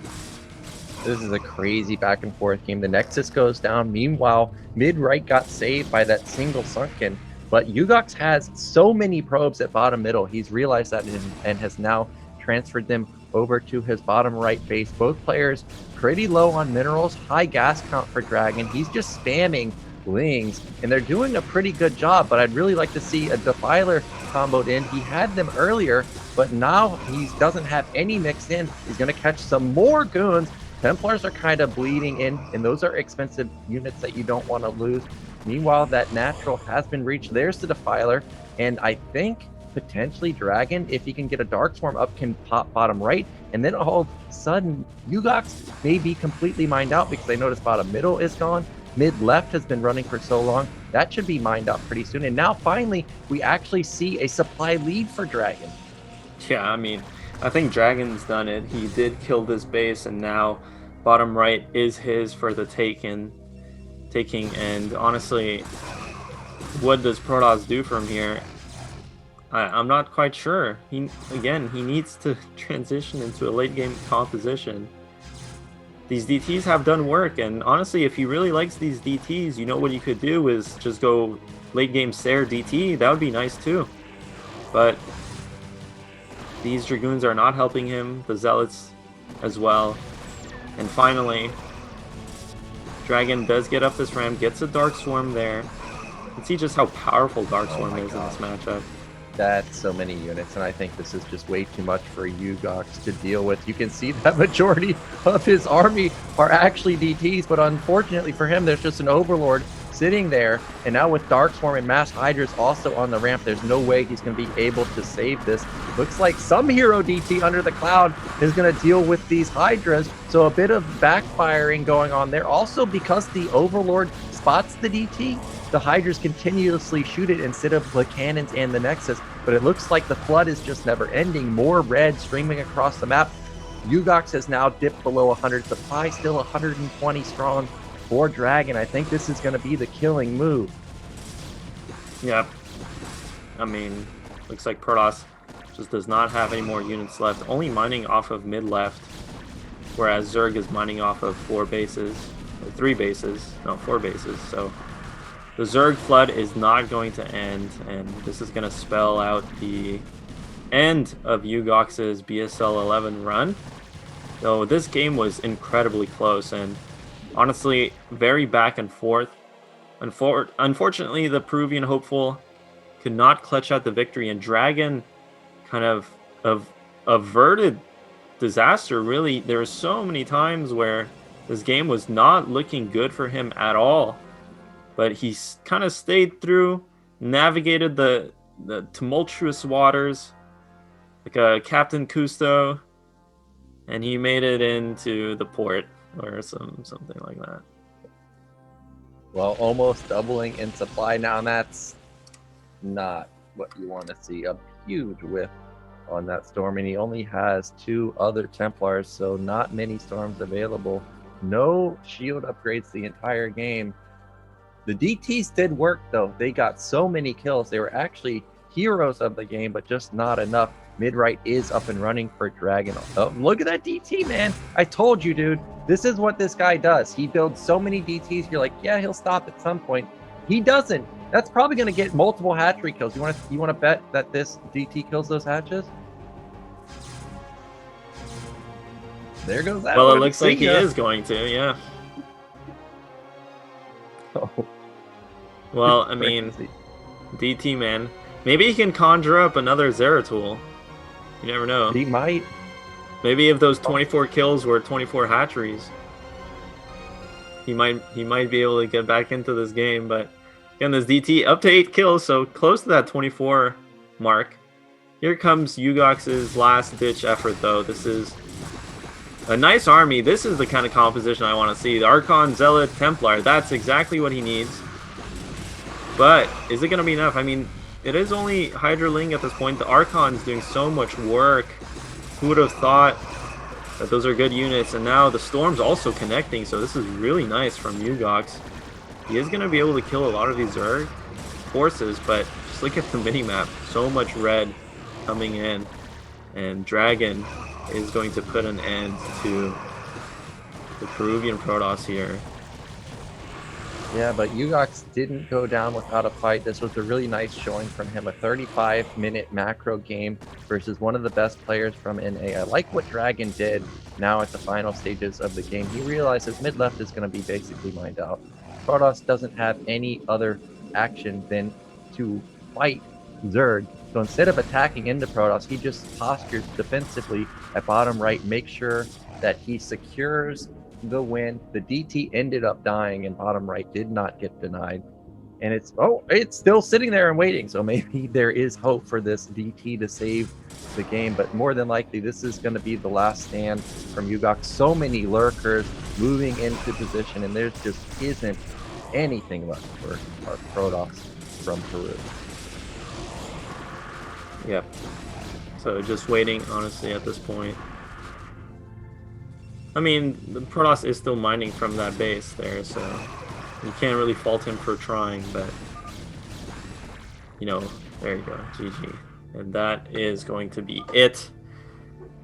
Dragon is going to win and go up against Grime Boss, but honestly, that's not the kind of game you want to play if you're in Dragon's shoes, because, you know, a 35-minute game, plus there were so many times where he could have lost that game. That's the kind of game that's very taxing, right, on your energy, on your emotions, on your mental, especially in a tournament situation. And now he has to basically play again right away against Grime Boss, who arguably is a much stronger opponent. Yeah, you would think that probably coming into it, Yugox was kind of the underdog in this group. So to have a close game like that as Dragon, and then also to have lost versus Hawk, you're probably not feeling that great, because Yugox actually was picking him apart with basically just DPs. And if we didn't have those big killer flanks to save the game, those multiple flanks actually from Dragon, there was real potential for Yugox to actually just run him over. And now also you have to consider this. Versus Hawk, he played Protoss, then he played Zerg, now he's back to Protoss, so he's having to alternate races. So now, you know... And it's a completely different matchup. Yeah, and it's a completely different matchup. So it's going to be feeling a bit abnormal to switch into Protoss, I imagine, right now. Yeah, without a doubt. And there's also the fact that I believe the last time these two players played, I mean, they've actually played in RCG, if I recall correctly, and they've also played in BSL10, if I recall correctly. And once again, if I recall correctly, Grime Boss has come out on top in both of those meetings. So I don't know if you know, people will have to double check. I know Grime Boss has won at least one of them. Let's see here. Yeah, Casper was in the round of 32 last season with Dragon in Group G, and he did beat Dragon 2-1. And then I believe that they also played an RCG, though I'm not too sure about that one. But in any case, that's going to be at the back of Dragon's mind here. And, you know, Dragon has himself kind of a while back asked me to practice with Grime Boss in mind, and he is very kind of aware of Grime Boss's early shenanigans. Like, you know, he was asking me, do 2 factory, do these aggressive builds, do an FD build, and we'll have to see. You know, the game is ready. This is going to be the final match here in Group E. Let's see who gets through. Is it going to be Dragon or is it going to be Grime Boss?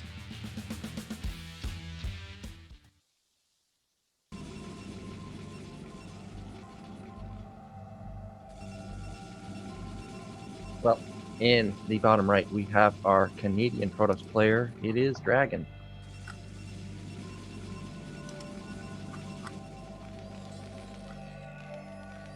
And in the bottom left, the Russian Terran.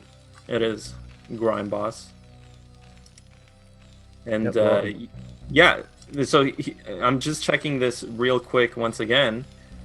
In RCG, this was after BSL 10. In RCG, they also played in the same group, and Grime Boss won that 2-1 as well. So in the last two kind of confrontations between these two players, Grime Boss has won 2-1. And I remember seeing some of the games, and Dragon really struggled against Grime Boss's early aggression.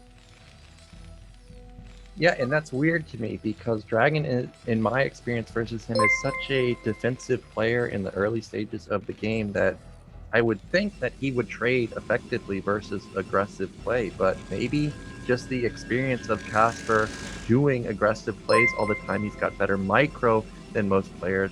BSL but is I was fantastic. going to point out that Keep this up the is good work, ZZZero. positional advantage. Well, there's two sides of the coin here.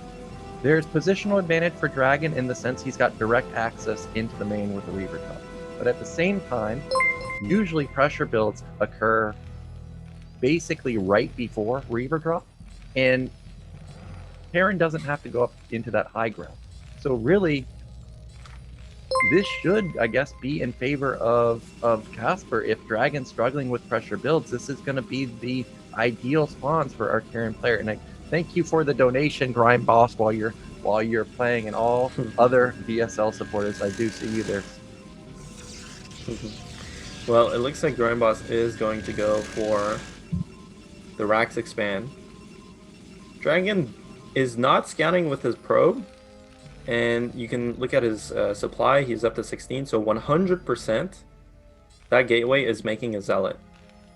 And if that Zealot walks to bottom left, oh my gosh, insta puts down the command center. We'll see. I mean, this gateway is in the main. It's not like a proxy gateway. It's not a forward gateway.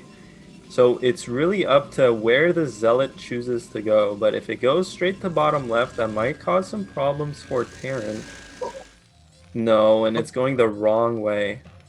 That is a miracle for him, because I'll admit here, I have never seen this position, this placement of command center and racks at bottom left. However, I do want to point out that the second depot is in the main. So if that was not Zealot tight, it would be a nightmare to defend with just Marines. He would have almost no SimCity, just slight SimCity with the command center right there. So a bit of luck on Casper's side. And unfortunately, when Dragon sees this, where Casper has gotten away with gasless and cut Marines, he's not going to be happy. Yeah, and you know what's funny? Dragon actually walked all the way middle with the Zealot, and he had his screen there. Like, he was intentionally looking for basically a BBS.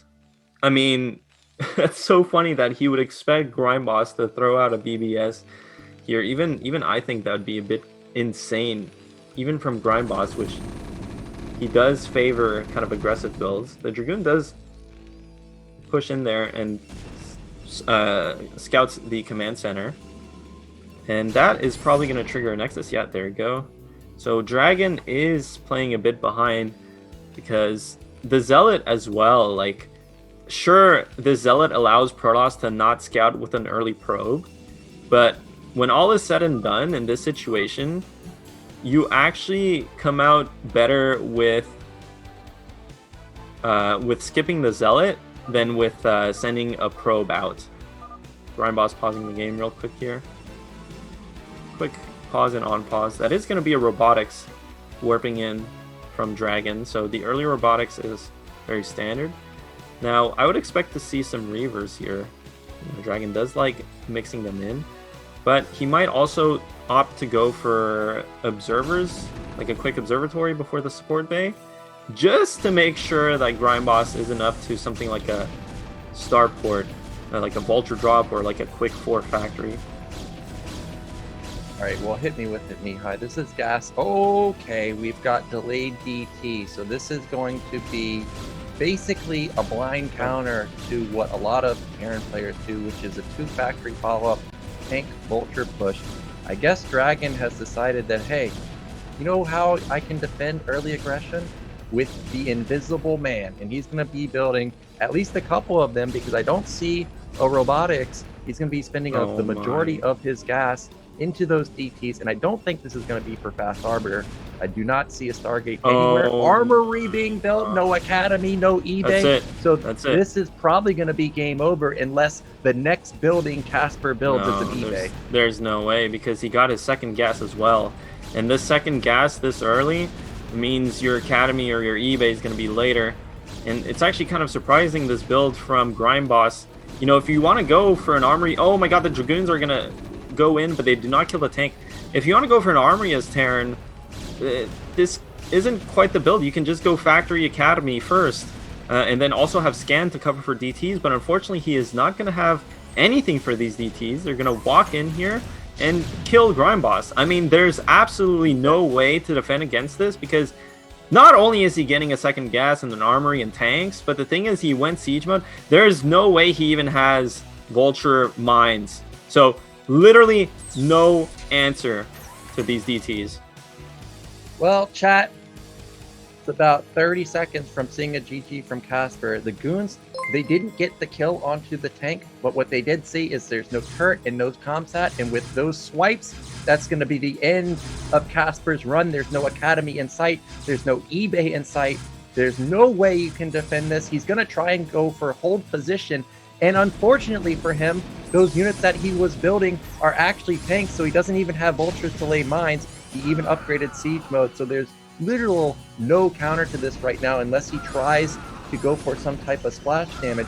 I think DTs on hold position can actually get through the SCV wall. This is a pretty genius move and about all you can really do, but look at what Dragon's doing behind this. He's putting down a third Nexus. He's going to kill the armory, so even if this was somehow able to get to mid-late game where Casper could rely on heavy upgrades, he's not even going to have that.